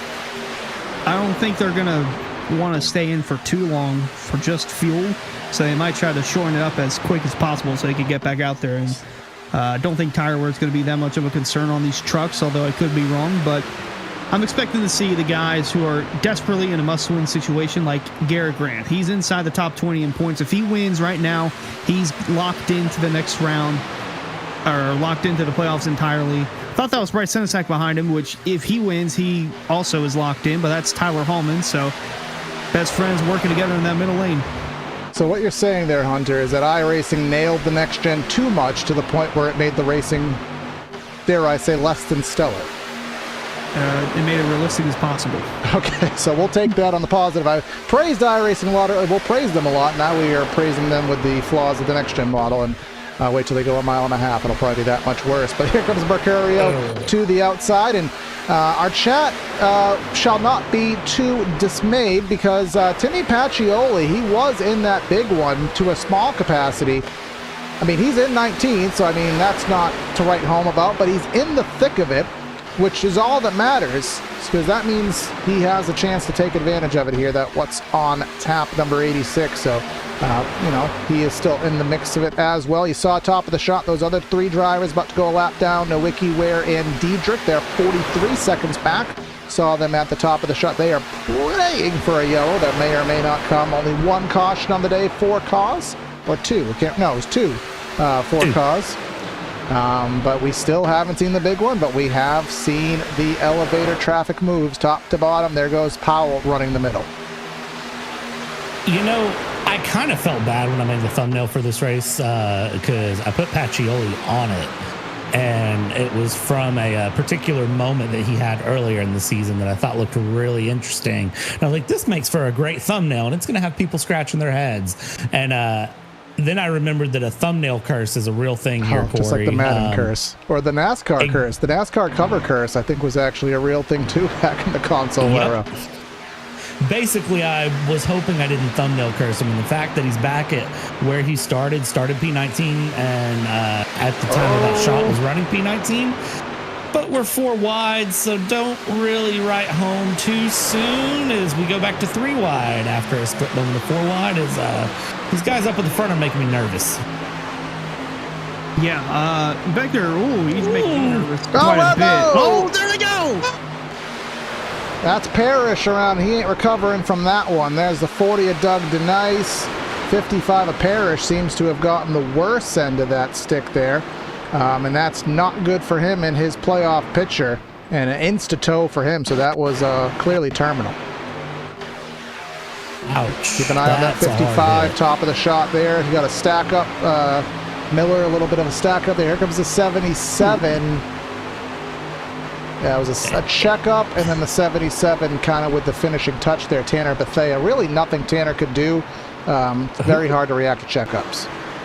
That number 40 almost went airborne. I don't know if you caught that there off the side of the shot. Doug DeNice. That truck came about halfway up onto 2 wheels here. I mean, yeah, with that wiggle through, I don't know. I'm kind of torn on it because it almost seems like the 55 was just trying to. You have to stay in the throttle, but I almost worry that the 55 could have maybe just lifted that millimeter more. But then, more importantly, it would have required Bethea to react to that, and that's ultimately what it was, the old check-up reaction game. That puts us under our 3rd yellow of the day. It will eradicate any fuel issues that we have coming to math equals about 25-ish to go, so a pit stop here will take us to the end, and it will even give us a buffer for green-white checkers if the need avails. So let's come down, and again, no missing the box, no having to back up, no getting a penalty. Let's have that money stop. Earn your pay, pit crew. That's about where we're at with it. Earn your pay, driver, by stopping. And, well, the good news of iRacing is they don't have any sort of pit crew issues here. No, that's not what I wanted to see. So far, so good. A couple guys, the tires going up there. You see 10.2 on Peyton Howell, 11.9. A lot of in and out there. The majority seem to be 2 tire stops, which again, not really any point of contention behind that. We are at Talladega, so tires really mean all but nothing. I mean, metaphorically, they probably still have the stickers on them, but either way, Peyton Howell will get that lead. Mercurio behind him. Anna Sogak, look at him up to P3. That's a quiet move through the field. And then the Jeremy and Jeremy rounding out our top 5, Miller and Brown.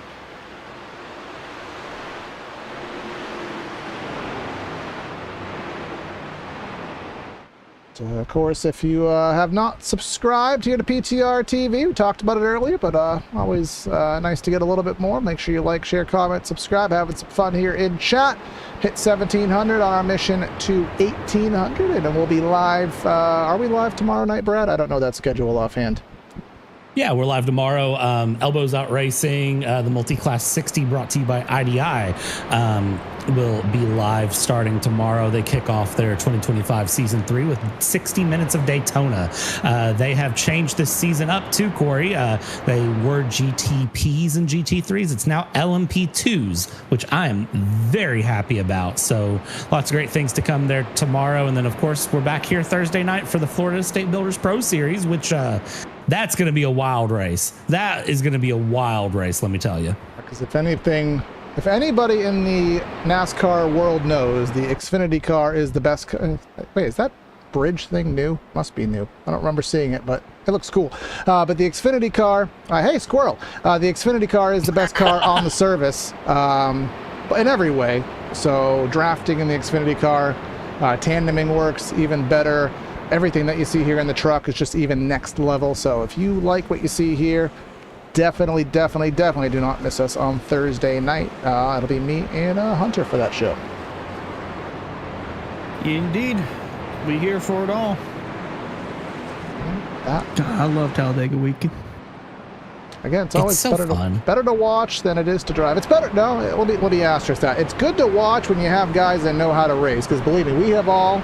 Not saying an area. I mean, I've been broadcasting since 2017, and there have been plenty of races here at Talladega that I'm like, oh my God, I don't want to watch these guys do Talladega. But that is not an area. This has been a phenomenal show. I don't want to bring up the, let me see the race analysis. What is the SOF of this race? 45.12. So that is the estimated strength of field from these guys running an official. This would be like probably a second, third split in a big C fixed. So these drivers know what they're doing. They know the respect. They know each other after racing with each other for so long, and that allows you to have this close racing, knowing how your competitors act, who to race, who to give space to, all that stuff. It's so nice to be in a position here in area. And I say this about league racing in general, and this is coming from me who really, I appreciate league racing a lot more than I do having to race in officials. And that's because league racing, even when the I rating isn't high, even when, you know, the license isn't high, you do see guys that outrace their license and their I rating. They just seem to have it together, because there are people that just only run leagues in iRacing and they don't worry too much about running officials and getting licenses up. They race in leagues because you can learn a lot of really good racecraft and make a lot of good friends in a league and race really hard in a league, as the iRacing Mustang pulls off. At that pace, that iRacing FR 500S pace car pulls into the pit road, and it'll be Peyton Howell into our United Rentals restart zone with 24 laps to go. Let's go racing again here at Talladega. Run will prevail. The inside goes as Anna Sogak giving the push to Howell, and they will gap the rest of the field. That gap will quickly eradicate here as we get up to speed through the 1 and 2 down the back. Almost shocked that they spaced themselves that far out, because everybody knows that you get too far out here at these super speedways, you get swallowed up by the pack. We're starting to see that now. That outside lane starting to get some 3-truck tango going for Mercurio, Miller, and I believe that's Fisher on the outside lane. And now Miller dives to the inside again. Jeremy Miller in a must-win scenario, sitting right outside the top 20 in points, but if he gets a solid finish and even a win, that will propel him inside the top 20 in points.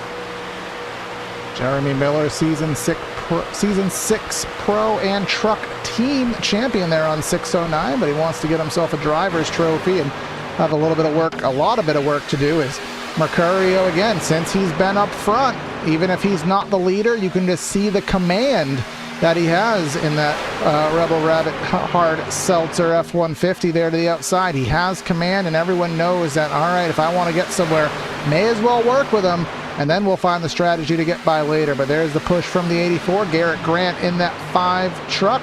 Matthew Batby, he's usually been in the 3rd lane, but he's in that outside lane. I think, who is that behind him with Travis Beckner trying to figure out a plan? It's hard when you're the first couple of trucks to go to that outside line to kind of convince people to come up. You'll start to see more jump through as they sort of see that outside line exist, but it's one of those, you kind of have to just coax people over, kind of like, hey, I got you $1, you know, come on up, let's make the run forward. So you'll see like 2 trucks, then 3 trucks, then 4 trucks, and then all of a sudden you end up with a 3-wide hardcore pack up at the front as we have another truck come to the high side there, and another, and there it is. There is your run. There's our big 3-pack, and they're going to try to settle it through here very quickly, close this pack up, and you're going to see basically just them fly in formation here for the foreseeable future. But really watch those front, I'd say those front 6 trucks, because that's where you'll see trucks rotate up, out, in, through. And as we come in, 20 to go when they cross the line here, this is where gloves come off. This is where things really get intense, and forget the word boring. That's certainly the case here. Not intensely boring at all. Intense is the name of the game. Batby kind of wanted to block off Mercurio there. Almost got squeezed 4 wide. I think Mercurio cut him a little bit of slack. Hard to give slack as close as they are. And there goes Peyton Howell. He's been taking the Brian Mercurio school of blocking here, changing lanes, taking the runs from the different lanes, and preserving the lead to the best of his abilities. But he won't be able to preserve the inside, because here comes the 30 of Jeremy Miller with a push from Anna Sogak to the inside, and Mercurio kind of shoved back into the mix a little bit here, so give somebody else a chance to try to be the traffic cop of the race. Boy, Garrett Conrath had a moment in turn 4, almost got into the back of Travis Beckner the wrong way in front of the rest of the field. Those Hendry County trucks always seem to be in harm's way and flirting with disaster, whether that be Bappy or Travis Beckner. But, I mean, it's working because Bappy's now leading the race from the middle lane. Beckner's leading on the outside lane. And that's another Hendry County truck behind him, Garrett Conrath. Second in points. Bappy blinking in and out. That's not good, especially at Talladega. But Payne Howell now is leading that inside lane as they're 3x3 in the 3. I'd like to thank you there, Hunter, because now you've given us a new musical saying to add into the mix. We can now engage Molly Hatchet mode because he is flirting with disaster here, which is basically everybody in the middle of the pack. Some other surprises. Caden Diedrich, remember he was involved in that big one, lost his rear deck lid. Has his deck lid magically appeared? Yes, it has. They managed to tape it back on. That 24 is back in it as well. Doug DeNice, he was involved in one of those wrecks. He is still in it as well. And now you have Nowicki, you have Josh Ballier. Some of these drivers who weren't trying hard, now they are trying hard, as well as Brad Slaughter. He was in the back of the pack. Now he's at the top 3 wide. Go time is here. Sub 20 laps to go. That 42, such a wise move there to drop all the way below the yellow line and stay out of the way as he was getting passed by the field. Good decision there. Top line getting a run yet again, but that middle line is so strong here at Talladega, especially through the corners. But then here's the problem. They have to keep that going as Mercurio says, you know what? I don't want to be there. Hal drops low, trying to get around Jeremy Miller. He wants to lead the lap. They come through. Now we're down the start-finish straight. These top 6 are going to wreck each other here, guys. I'm going to go ahead and call it. If we get another wreck here within the next 20 laps, it's this top 6, or we'll call it top 2 each lane. That's where it's going to come from. Justin Anasogak in the number 88 car. He is in the truck, rather. Now he is in the middle of 3 wide. He has Jeremy Miller with the push, but now we also have that 3rd lane again. Here comes the number 82 of Mercurio trying to take the lead from the 3rd lane. He's cleared that lane. He's now down in the middle. Jake Fisher and Travis Beckner trying to rock the top as Anasogak temporarily, and quite very literally temporarily, is our race leader. These purple and white trucks are rising to the top. That's Anasogak on the bottom, Payne Howell with him, and then on that outside lane, Jake Fisher in the 84. They're making their way to the front. Anasogak's won a couple of restrictor plate races, and, well, one of the purple trucks is now sitting 4 wide. That's Jake Fisher, and everybody behind is checking up, stacking up, trying to make sure. There they go! The checkup caused a big one. Brad Slaughter was in the middle of that. The yellow is out with 17 to go. Everybody was checking up because Jake Fisher was in the sucker hole, 4 wide, trying to find a lane in, and ended up creating a multi-truck crash. Yeah, Tanner Bethea had a probably the worst end of that, and well, quite literally here on the replay. Let's take a look at that from Tanner Bethea. You can see he's in the middle there. There's Senesac. The 05 got into whoever that was, sent him sideways. Get one more brief look at that, and then we'll queue ourselves up for the end of the race here. Here, so the 05 gets him the 81. Oh, Slaughter. And hooks the 81 into the 77, and then that's just all she wrote. And the 29, just trying to get a little bit of space to avoid, hooked up sideways there. Yeah, David Weishart there in that 29. I mean, I don't think he got off too badly there, but there's Bethea as we're now in the teens, about 29 laps to go. Anasogak is being shown as our leader. Again, no concern of pit stops from a requirement standpoint unless you have damage. Let's just quickly take a look at that number 29. He's still being scored in 21st.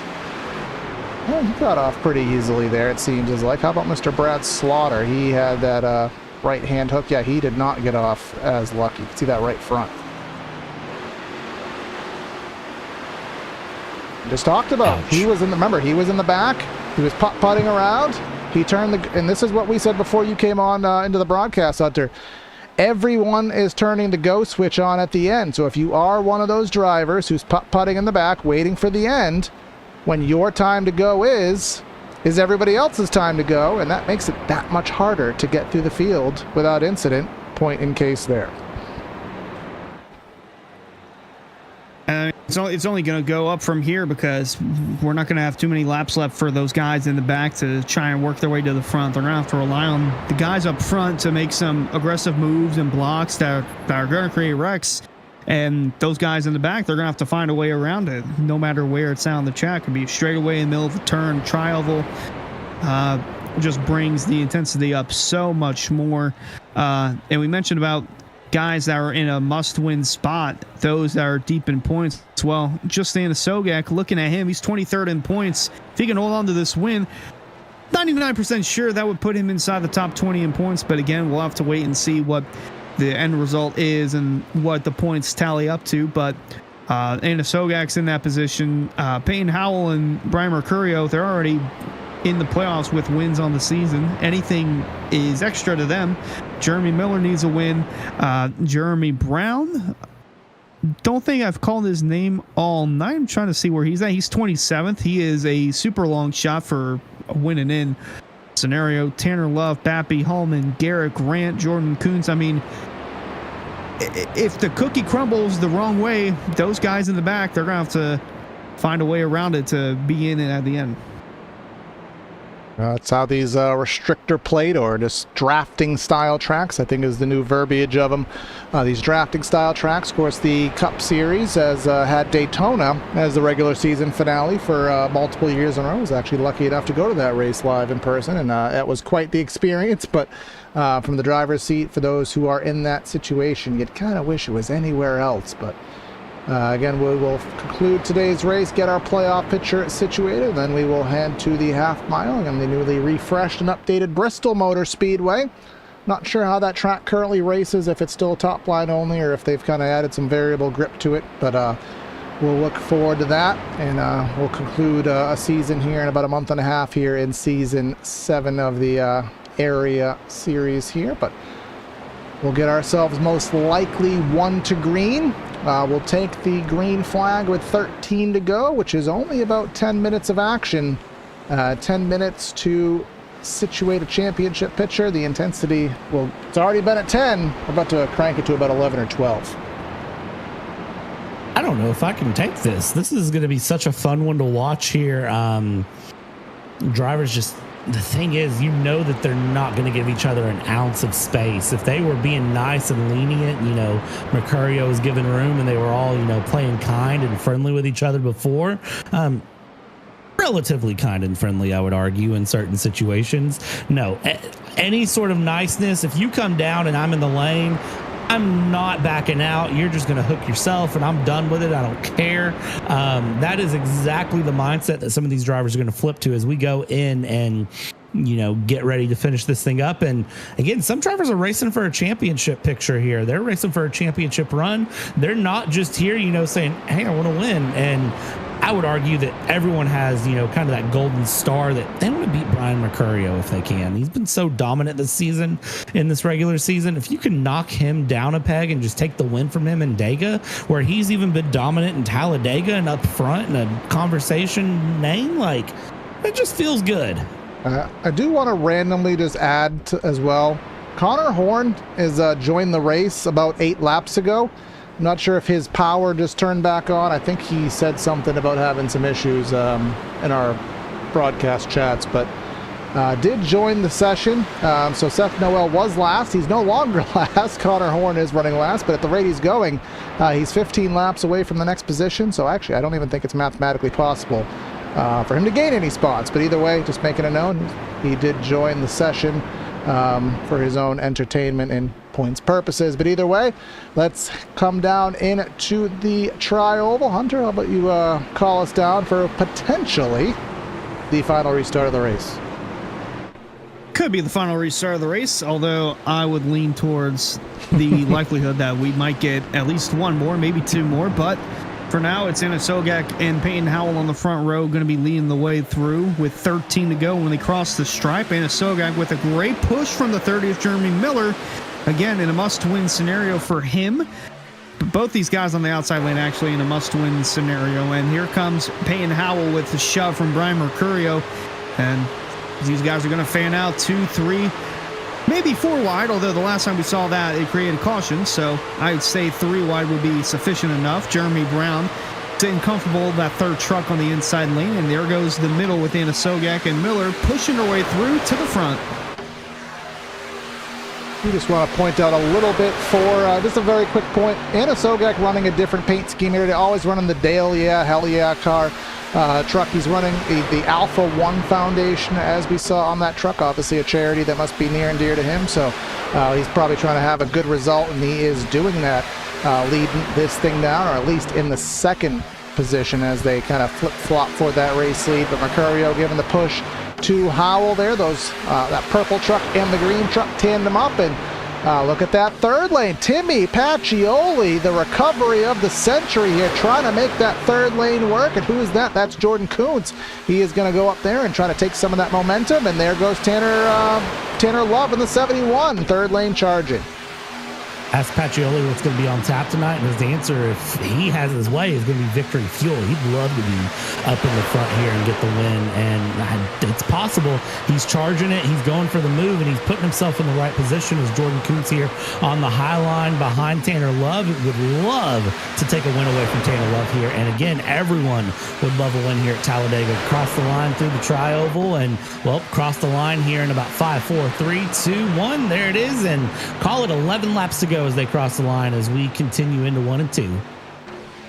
Yeah, Tanner Love only one top 10 on the year for him, 26th in points. Kind of a long shot again if he wins to make the playoffs and be in that top 20 threshold. But something to turn the season around and for it to be on a high note towards the end of it, coming up on the final 5-race stretch. So anything that can happen here positively for the 71 will be beneficial for him for the rest of the season. Jeremy Miller, again, looking for something different.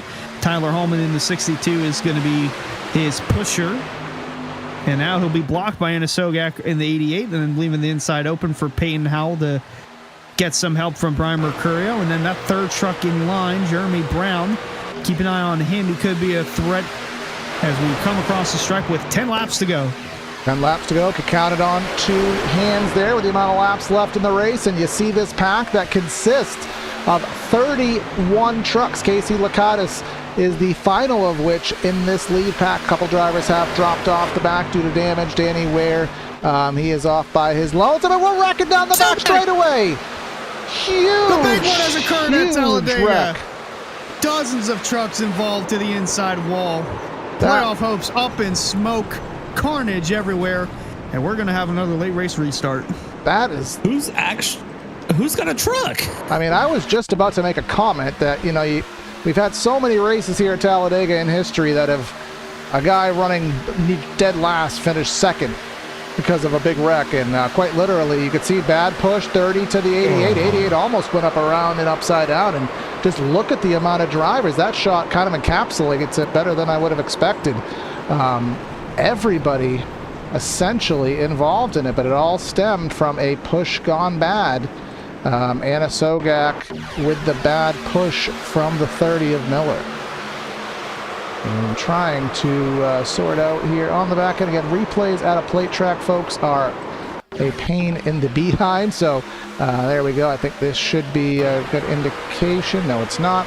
This will be. Here's the push. There it is. That last second.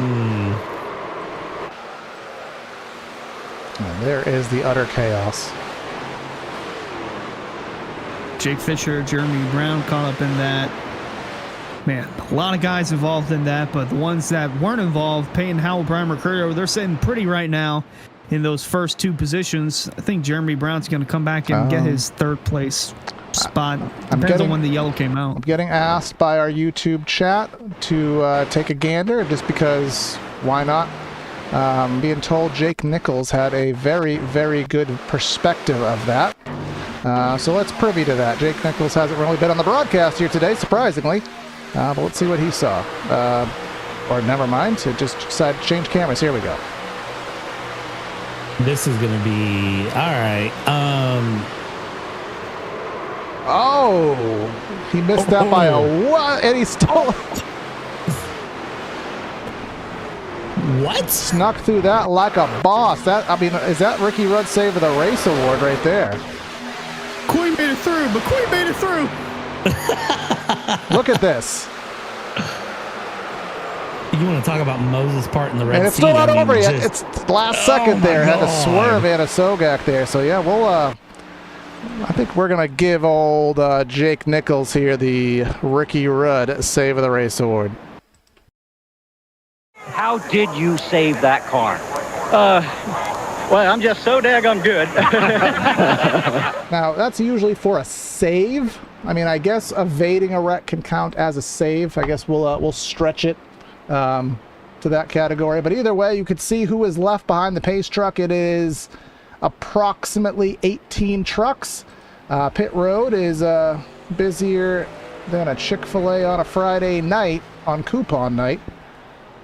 About, what is that, 18 drivers there, which is a podcast topic. I don't get why Chick-fil-A is that busy, but I don't want to piss off my entire YouTube audience here. So we're going to come probably till 6 laps to go. Peyton Howell, Brian Mercurio, Timmy Pacioli. The L stands for, a little inside joke from other broadcast. The L stands for, I got nothing, but I don't know what the L stands for, but the L stands for what is he doing there in 4th. But look at the front end. He's fine. He'll be fine to draft. He will not be fine to pull out and take the lead. Nah, he's got to just take the lead. The final corner. He's got to just take the lead through the tri-oval to the win. Doesn't matter The L otherwise. stands for let's go, boys. We go get this. That's what the L stands for. Oh, where's Andre when you need him? The L for Jalen Handcamp stands for, I don't know, I was going to say something pertaining to his connection, because still saw a little bit of blinking there. But let's, this is as good a time as ever, boys. What do you think our lead change tally is here on the day here at Talladega? Hunter, you Well, first. we usually average about 40, so I want to say it's close to 40. I'll go with 36. I'm going to go with 43. I'm going to be the pessimist and say 29. And I got to You're get probably right. I got to get a Steve Harvey graphic survey. Says, whoa, I don't know. Oh, right on the money. I know what I'm talking about. And, All right. Well, in Price is Right style, you're guaranteed not to go over, but that tally will change a little bit, because I expect at least 1 or 2 more before this race is over. But that is essentially a pass every other lap now. And the difference is, because now we have to go compare next gen and what you watched on Monday and what NASCAR says. Next gen will say that there's 67 lead changes at Talladega, but what it actually is 2 lanes inching back and forth and chaining it that way. We have seen 36 lead changes of genuine runs and passing and momentum shifts and drivers going front to back. These have been genuine lead changes, which just adds to the thrill of it. Yeah. Looking through at this top 12 or so coming up on the restart. Again, guys are in must-win scenarios to make the playoffs. They're making their way towards the front. Looking at Garrick Rant, Ballier, he's 13th in the standings heading into this race. Jalen Handcamp, Bryce Senesac, where's the other one? Doug DeNice, I think. He doing at 12th. Wow. Ryan Swan, he was in our first caution of the day. So again, Casey Lakatos. I know he's not in the playoff picture, but he's in 14th. He's one big wreck away from leading this thing down. Let's come and get ourselves a restart. Be 6 laps to go. Will this be the final get-together? Will this be the final reset? Or do we get another one in the cards? Can Mercurio get another win, 6 on the season? Or will Peyton Howell try to get number 3? We'll find out. Green flag in the air. Let's try to finish this out. Early lane change. Howell down to the inside. Good decision there from Howell. I'd have to argue, but that's going to leave Pacioli very, very exposed there on that high line. But I have a feeling he'll make some friends quick, get things going. As Peyton Howell, I mean, Brian Mercurio is just putting the rear bumper to Howell, trying to just hold him on as we go down the backstretch, keeping this pack 2x2 very tight. Oh, watch out there. And yeah, I don't know if you've ever inspected. Oh, that's a big wreck. The 82 gets turned around. Another massive wreck into turn 3. One truck on top of another. What? The yellow's back out. That's Someone's Ballier on top of Mercurio. Ballier on top of the 82 of Mercurio that was, but Wow. So I don't know if this will be official overtime attempt or not, but saw a little hesitation there from Garrett Grant moving up on that second lane, and Yeah, kind of similar to that Pacioli last one, a left rear bad quarter bump. panel. We'll have to take a look at that. But yeah, watch this. That is friends right there. Don't see that very often. Listen, that's how you just inspect. You make sure the truck's, working well on the low end. You got to make sure the transmission's bolted in, torqued right, the drive shaft is still working right. And I mean, Now we'll click back one more reel here. There's Garrett Grant up, and then Pacioli's like, am I going 3 wide? Am I squeezing it? And I think that was indecisiveness from Pacioli there. And that's how I take it, but and we ain't admin here. We don't get to make the call. From an overhead. I'd have to see it from an overhead, but I think you could call that 6 one way, half a dozen the other. Also, we're being told 73 again. This is the best overhead I got here. Just the way that this is. Yeah, I have to take that as indecisiveness. And unfortunately, I don't think Pacioli changed lanes at all, though. I think he was really holding the truck straight. And Brad, this is why we don't have to make the calls. Because this is also why AI is never going to dictate wrecks here on iRacing, because if humans can't decide on it, how are you going to program an algorithm to do it? But either way, Peyton Howell leading this through. Timmy Pacioli in the second spot with that damaged truck. There's Garrett Grant, Ryan Swan, and then Caden Diedrich. Remember, his rear bumper got reattached. He was making some aggressive moves earlier in the race. They didn't work out, but now he's back in the top 5. We got Tanner Bethea, Doug DeNice, Casey Lacatus, top 10, and Preston Pardis in 11th. This is the highest he's been, I think, all season in our coverage anyways. We are getting indication that Jacob Bell agrees with my indication of the wreck. He's going to give the hammer to the 86 with the incident points. So that is how that'll be tentatively decided. I'm sure there could be an appeal process if due course, but either way, that's how it'll be now, and we'll have to sort out what'll probably, I think this will trigger an overtime. No, this should be a regulation green-white checker, actually. We'll get 1 to green with 3 to go. We'll go green, so this will be a regulation green-white checker. Yeah. Was thinking about that. I don't think it'll be an official overtime attempt. And also about that, the calls of the yellow and the EOL. It's tough, but Grant he did hesitate to make his move to that outside lane. But when he did, Pacioli had enough time to check up and either give the 5 the lane to be in, or could have just been a small crack of the throttle. He would have been back in line pushing the 5, but he kind of was like, it's that old Stewie with the glass in his head. Uh-oh, do I take it out or do I leave it in? He did. That's how I take it. I think that's how admin took it. But again, it's also crazy how the 5 was involved in that yellow, and because of when the yellow came out from iRacing standards, he is 3rd, so he still has a shot at this. Yep. And also, look who's up to 4th. Ryan's, the 20 of Swan. Yep. He was in, I think, our first yellow of the race, and any damage he's had ample opportunity to get that repaired, so that truck is probably as golden as it was to start the race. Well, as good as it needs to be. Our attrition here today is as follows. Seth Noel, Josh Parrish officially out of the race. Brad Slaughter, he has been in the pits for a long period of time, as has Anna Sogak. A bunch of drivers have been in the pits for about 2 minutes. They may come back out, they may not.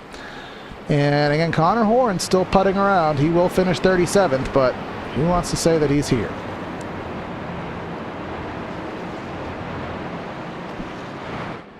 And indeed, we will. We're on our 1 to green. So again, this will be a regulation green-white checker. It's 2 laps to go. We're still on pace to finish this at lap 80, and our old adages always are applicable.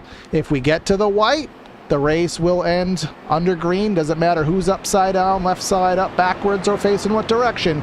If we hit the white, this will finish under green flag conditions. But if we don't, we'll rack them, stack them, and go into overtime. I'm thinking You figure we won't be up to speed till about middle of the backstretch. So if we wreck before middle of the backstretch, it is due to ultra aggressive racing. But we have playoffs on the line. We got guys who need to win. Yeah. That's kind of where I'm at with it. The same situation that Pacioli was just in. Very well could be repeated here in that first lap of the restart.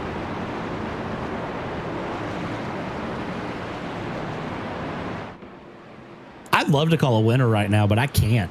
I have no clue who could win this thing. Welcome to Talladega, though. You never know till you know. So this is going to be an interesting one to watch, and I'm kind of curious to see how this plays out as we come around here out of turn 4. The Mustang is about to take that hard left turn in and then let these trucks go. How Pacioli, if Pacioli can hold on up front, I think Pacioli could be a good contender here and say what's on tap would be some victory fuel. But Peyton Howell has the run, and I would imagine Peyton Howell, very smart up front. Nothing can change here. On the loud what a pedal great here. jump. Holy cow, what a jump from that 52. But all depends on how you manage these next 2 laps and how you manage to block that outside lane, because they're going to get a run at some point. Yeah, the worst places on the surface to get a good restart. That's Talladega. The definition of a good restart is completely different, but luckily evaded any challenges. The outside challenge by Pacioli, but now Garrett Grant, he's going to go to the top of the track. The momentum is the push from the 20 of Swan to the damaged truck of Pacioli. Can Pacioli lead the outside with that nose damage? He's trying to. Will it persevere? As we get bottled up, here comes Senesac. He's giving some pushes. I think that 86 is stalling him out, guys. And we'll wreck it. Definitely. Oh, and we have 3 green-white checkers after this. Yep, that's Tyler Hallman. Let's see what cued Hallman to have issue here. This is back of the pack. 12 of Watersworth. Man, they were 3 wide. I don't think the knowledge was there of being 3 wide. Kind of squeezed him into 2.5 lanes. Slid down the track. Luckily, everybody evades.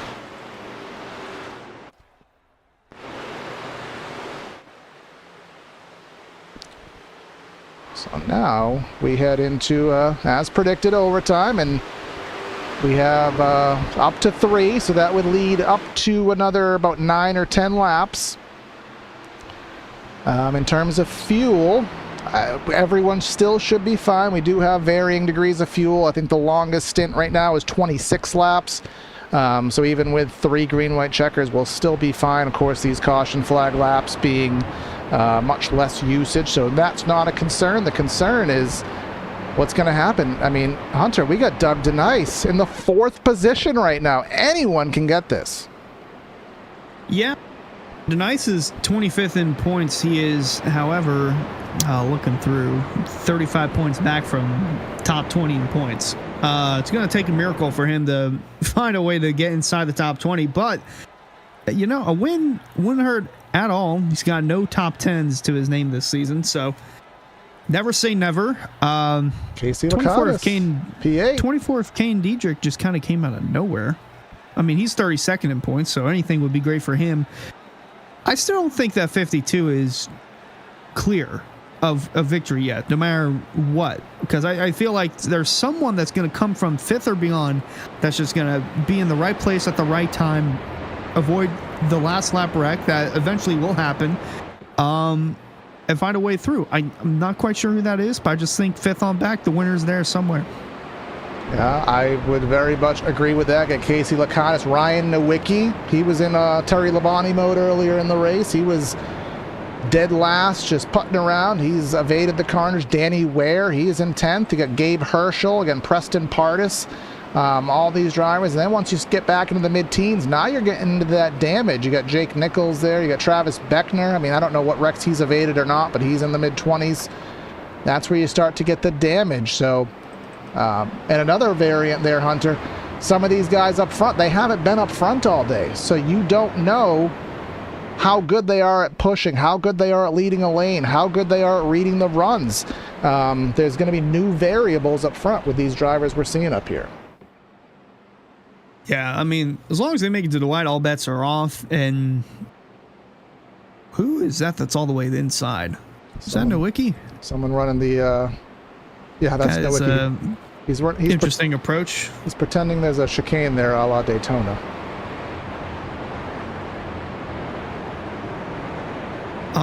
But yeah, I mean, it's going to happen in the blink of an eye. These guys are going to have to react super quick whenever that situation comes. Having to make an aggressive block or a move. I mean, we already saw it with Pacioli and Garrett Grant a couple of cautions ago, where you hesitate to make a move and then you hesitate whether you want to give in or not take opportunity at letting that guy in line and end up creating a crash. So, I mean, we'll have to see what these potential next couple of restarts have in store for us. Yeah, and I think another thing to add to this is, you have the positions of like a Doug DeNice, a Casey Lakatos, a Ryan Nowicki, guys who aren't used to being up here. And there's the two-sided coin to that. There's the, do you try as hard as you can to take advantage and try to get that win, try to get that highest position that you're not traditionally running in? Or do you just want to salvage it and just take advantage of the fact that, hey, I don't run in the top 10 very often. Let me make sure I finish this thing in the top 10. How do you balance that line?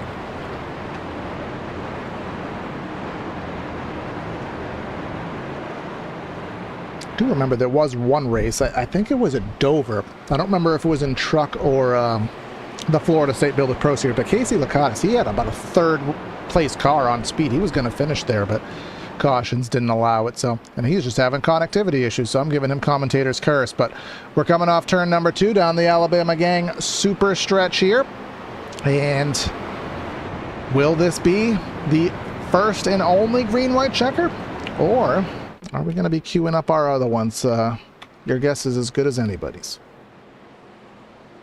I would like to say this is our only attempt, because we did use all 3 of our attempts last night in the Cup Series, and they did right come into the white, but they were able to make it across that stripe and able to have a finish.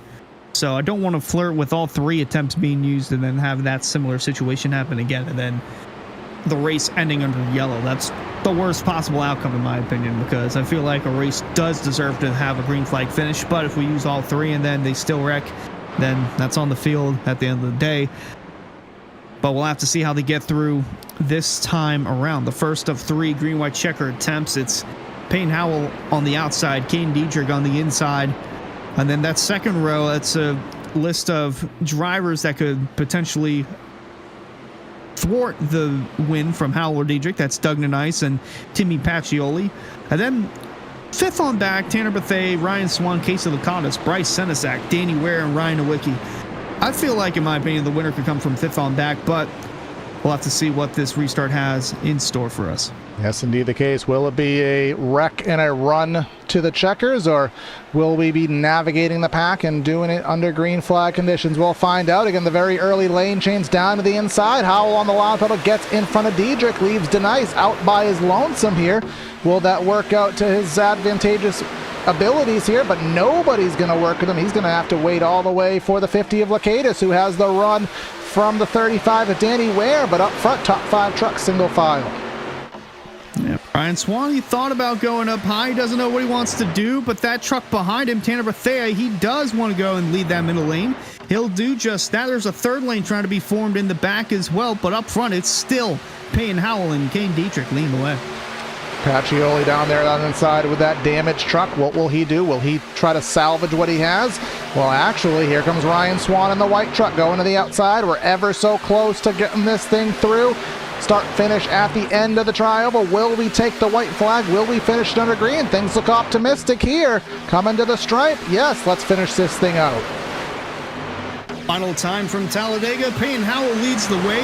Ryan Swan in that 2nd lane trying to get a run going. But behind them, it's still 2-3 wide racing. Ryan Swan, big run coming out of turn 2 and down the back. Howell with the block. All the way to the top of the track. Huge block. That's going to stunt things up. Ryan Swan all the way up. He's wrecked here, but we're going to get things through. We're huge wreck down the back. It does not matter. We race to the checkers. It's going to be Caden Dietrich with the lead. Pacioli in the damaged truck in 2nd. Here comes Howell with the push from Lakatos. Where are they going to go off turn number 4? They're going to go high. They're going to go low. but below the apron, that is illegal. I believe 52 is going to go down there, take the lead. We're going to wreck. Howell has the lead. We battle for second. Lakatos and Diedrich. Lakatos around. It's going to be Peyton Howell, assuming that move is legal.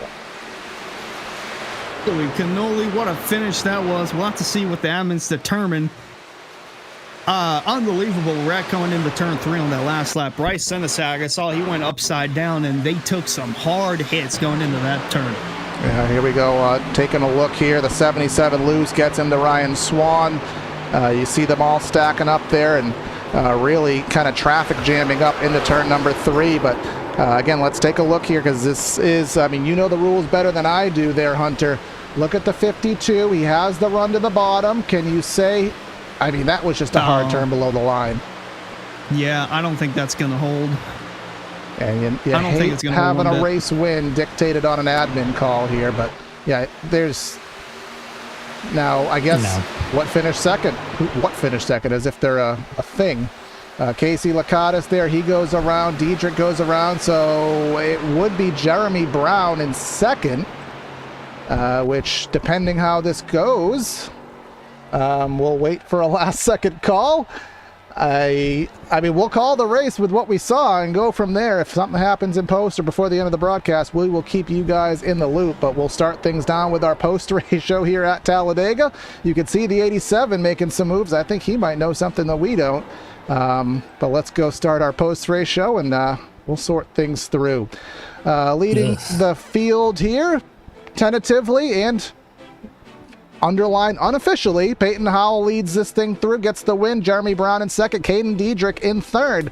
We have Casey Lakatos with a top 5. Pacioli gets a top 5 as well. He's in 5th. And then we have Herschel, Stravato, Philip Groner. I don't think we talked about him once. Weishart and Grant rounding out our top 10 there, Brad. Yeah, going from there, P11, Jeremy Miller, Garrett Conrath in P12, Nico Servideo in P13, Doug Denice, P14, Danny Ware, where was he? Well, he was in P15, Ryan Novicki, P16, Brian Mercurio, all the way down in 17th place when it was said and done with Ben Pierce, P18, Jake Nichols, 19th, and Bryce Senesac finds P20 here, Hunter. Yeah, 21st, Jordan Coons. 22nd, Jalen Handcam. 23rd, Joshua Ballier. 24th, Travis Beckner. 25th, Matthew Bappy. Ryan Swan, Jake Fisher, Gary Waterworth, Tanner Bethea, and Preston Partis round out the Breaking top 30. news, 52 deemed illegal EOL penalty. Jeremy Brown is our race winner. That is hot off the presses from admin. Rounding out our top our results here, we have Hallman in 31st, Tanner Love 32nd. Heartbreak for Anna Sogak. Ran so well, but he'll settle for 33rd. Slaughter 34th. Parrish, Connor Horn. I guess he didn't finish last after all. Seth Noel in 37th, and then the other two did not take to the grid. So now, hot off the presses, I guess we have 3 guys, so we can do one interview apiece, and we'll head to Victory Circle.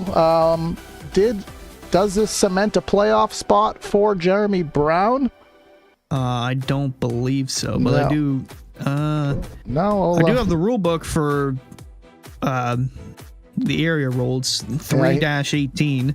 Vehicles must race above the double yellow lines around the entire racetrack. If in an area admin's judgment, the vehicle goes beneath the double yellow line to improve its position, vehicle will be black flagged. If an area judgment's vehicle forces another vehicle beneath the double yellow lines in an effort to stop the advancement or pass, vehicle may be black flagged. Area defines beneath the double yellow line as follows. When the vehicle's left side tires are beneath the left line of the inside double yellow lines that separates the apron from the racing surface while passing another vehicle. And we saw that with Peyton Howell. That's why the win was taken away from him and given to Jeremy Brown. We are looking here. We thank our Larry Mack in the form of Hunter Sleppy here, but I'm looking through. I don't see our race winner here in our abilities to interview. And then that would leave Caden Diedrich in second. Oh, here he is. Here's our winner here. Jeremy Brown, what would a Talladega playoff cutoff race be without controversy? And it works in your favor. I don't think it'll get you in the playoffs, but either way, a win is nothing to ever not look forward to. And just talk about that green-white checker. You saw what happened. Did you kind of figure that it was going to be yours, or were you just licking your chops waiting for admin like we were? I I didn't know what happened with Peyton. I was just amazed that hold on, I can't hear Jacob's talking in my one ear. I didn't see what happened with Peyton. I just saw that the seas were parting and I was getting a run, so I wanted to go around to the outside. And I actually restarted that green-white checker in 22nd place. So there was a lot of runs there to get us there. Absolutely, it works out for you, and that's what Talladega does. Sometimes you got to be good, sometimes you got to be lucky, and sometimes you combine the two. Obviously, 27th in the standings. I know you were about 40 points out of 20th, so I don't obviously know the final standings if it gets you in the playoffs, but either way, what does it do as a confidence level? Obviously, area, such a difficult league, high upper echelon drivers. What's it feel like to get the monkey off your back, get yourself in victory circle tonight? Oh man, it is unbelievable, the competition in this league across all three of the platforms, and just to get a win at this level is amazing. And this is the most well-run league I've probably ever been a part of, and they do a great job. They have great broadcasters, and this is probably the biggest win of my career in iRacing so far. Well, glad we can call you down here and join it with you here, Jeremy. Who do you want to give a shout out to for your victory here tonight? All the guys at VAC Esports, Ryan Nowicki, for giving me a chance. I've been part-time for a couple years here. This is my first full-time season, and to get him a win means a lot, because he took a chance on me, just an old nobody that runs mid-pack most of the time. He gives me a ride, and Elite Designs for keeping the vehicles in fresh paint. I appreciate those guys too, and you guys for doing a great broadcast. Appreciate you, man, and we'll see what you can do next week at Bristol. Enjoy this one though. Alrighty, man, thank you. And now I guess second will be Caden Diedrich, and we'll leave you with Hunter. Yeah, coming through with a second place finish after some controversy on that final lap is Caden Diedrich.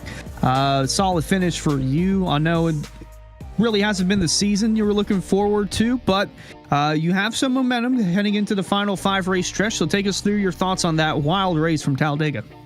Yeah, it was a great race. We had some penalty points, so we had to start at the tail, but at a front row lockout with me and my teammate Jalen Handcamp, we qualified 1-2.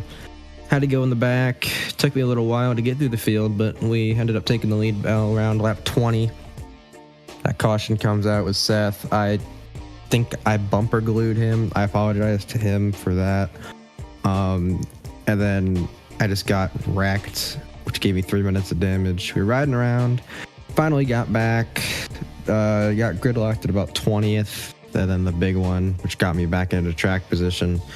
I was just working with Peyton there. We were managing that pretty well. And then at the end, I got too far out front and everyone else had a run. I couldn't really do anything in that scenario. I was hoping if one of them would push me, I think I would have won the race. But I guess the double yellow line rule. So that happened. And then I get doored and knocked up, which gets me loose and all out of whack. And that really stings, because knowing that with the 87, because I would have beat him to the line, that would have been the race win. But yeah, not the season. I've had terrible luck. Part of it's been on me. I've had to start and park a couple races. I've missed a few. And I pretty much just came here with nothing to lose, hoping to have a good time and win a race or get my teammates in the playoffs. And unfortunately, I don't think my teammate got in the playoffs. But yeah, it's all around a good race. It was fun. Good momentum. Hopefully the next season will be better. But yeah, it was a good finish, good result for the team, much needed result. Still waiting on the official points update, but nonetheless, a solid second place finish on the season for Caden Diedrich. Congrats on the finish, and good luck for the rest of the 5-race stretch. I appreciate it. Thank you. All right, and I intentionally, just for the sake of interest, left Brad to talk to the one, the man, the myth, the legend, Casey Lakatos, just because I want to piss you off. Are you sorry? Oh, Casey, Swearing out man. of the gate. That's fine. Believe me, it's whatever.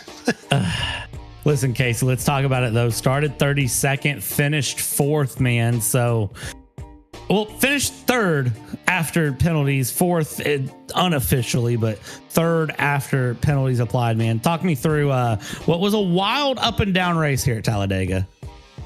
You know, I'm just happy the cards fell in my favor. I wish they would have fell a little more in my favor. I was talking it over with Peyton, and he didn't even know I was behind him. I mean, given the season that I've had, it's not that surprising. But sorry to the 24, obviously got into a door banging fest with him, and I just couldn't get off of him. And unfortunately, Gabe got underneath me. Honestly, if I would have not gotten hooked on the 80, we would have been probably having a slightly different conversation even. But awesome night overall.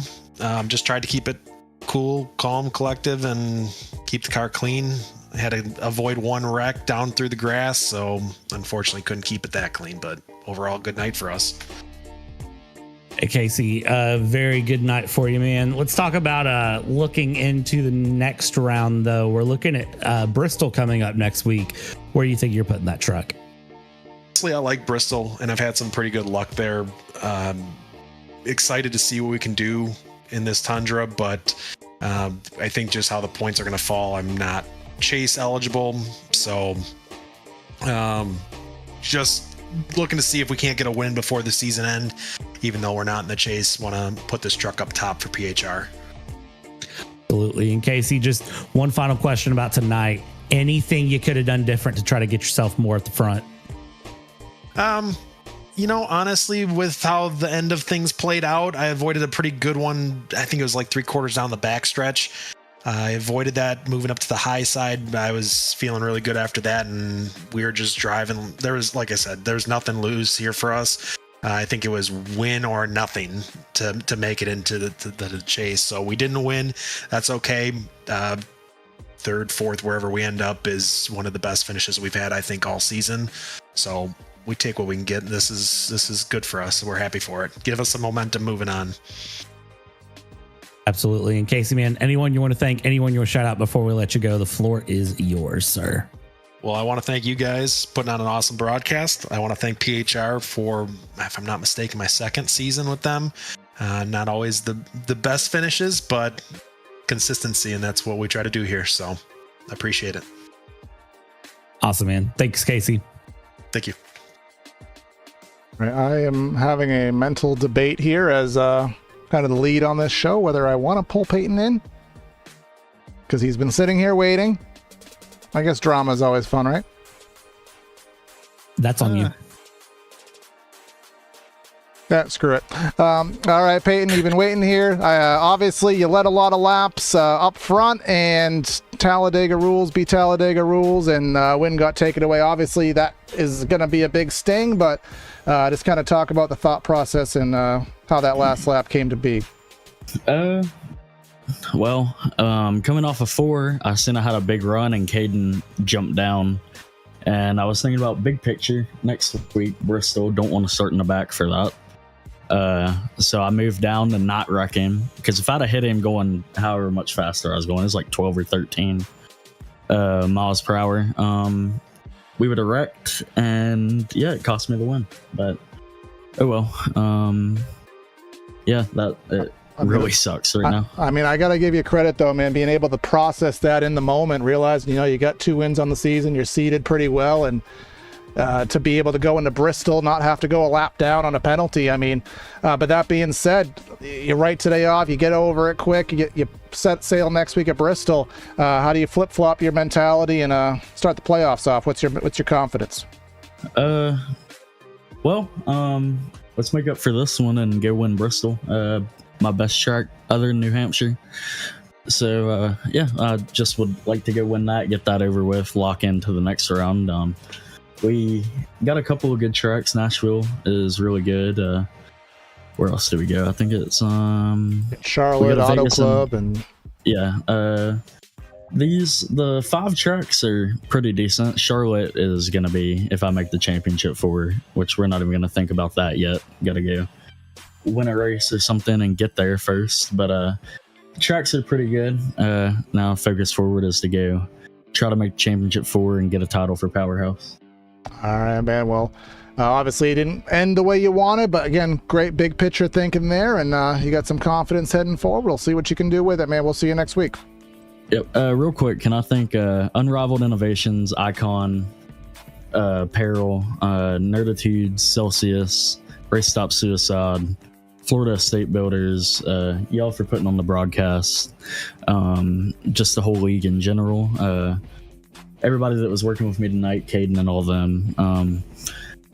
Yeah, big thanks to them and everybody that watched, and we'll see you next week. Absolutely, man. Go get them.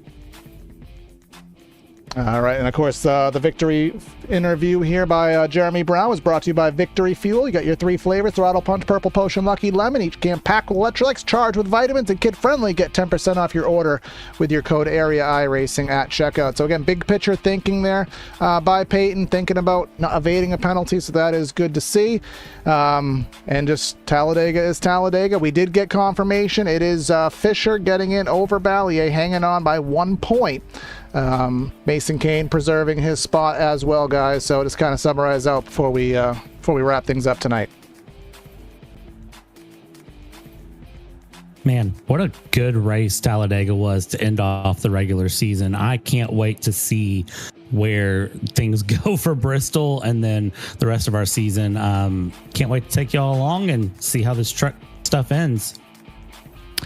Yeah, I'm glad I was able to stop by and catch some of the truck race, and probably I don't know if I'll be able to catch the rest of the races, but I was able to at least watch Talladega and the carnage that unfolded with that. And once again, usually the truck that leads the most laps does not lead the last lap, and in this case, it was via a double yellow line rule, but that be the case, and I believe this is the second time in area history where a driver has won the race without leading a single lap via a penalty. So that is what has happened. So congrats to Jeremy Brown on the win. And while, yeah, it doesn't get him into the playoffs, it definitely brings him a little bit of a confidence booster for the rest of the season looking forward. Absolutely the case here. So again, like, share, comment, subscribe here on both on YouTube and on Twitch. Stay tuned tomorrow night on PTR TV, Elbows Out Racing League, and we'll be back here with the Florida Estate Builders Pro Series on Thursday night, wrapping up the regular season there in those Xfinity cars. It's going to be Corey, Hunter, and Brad signing out of the booth. Have a great night, and we'll catch you next time. See you.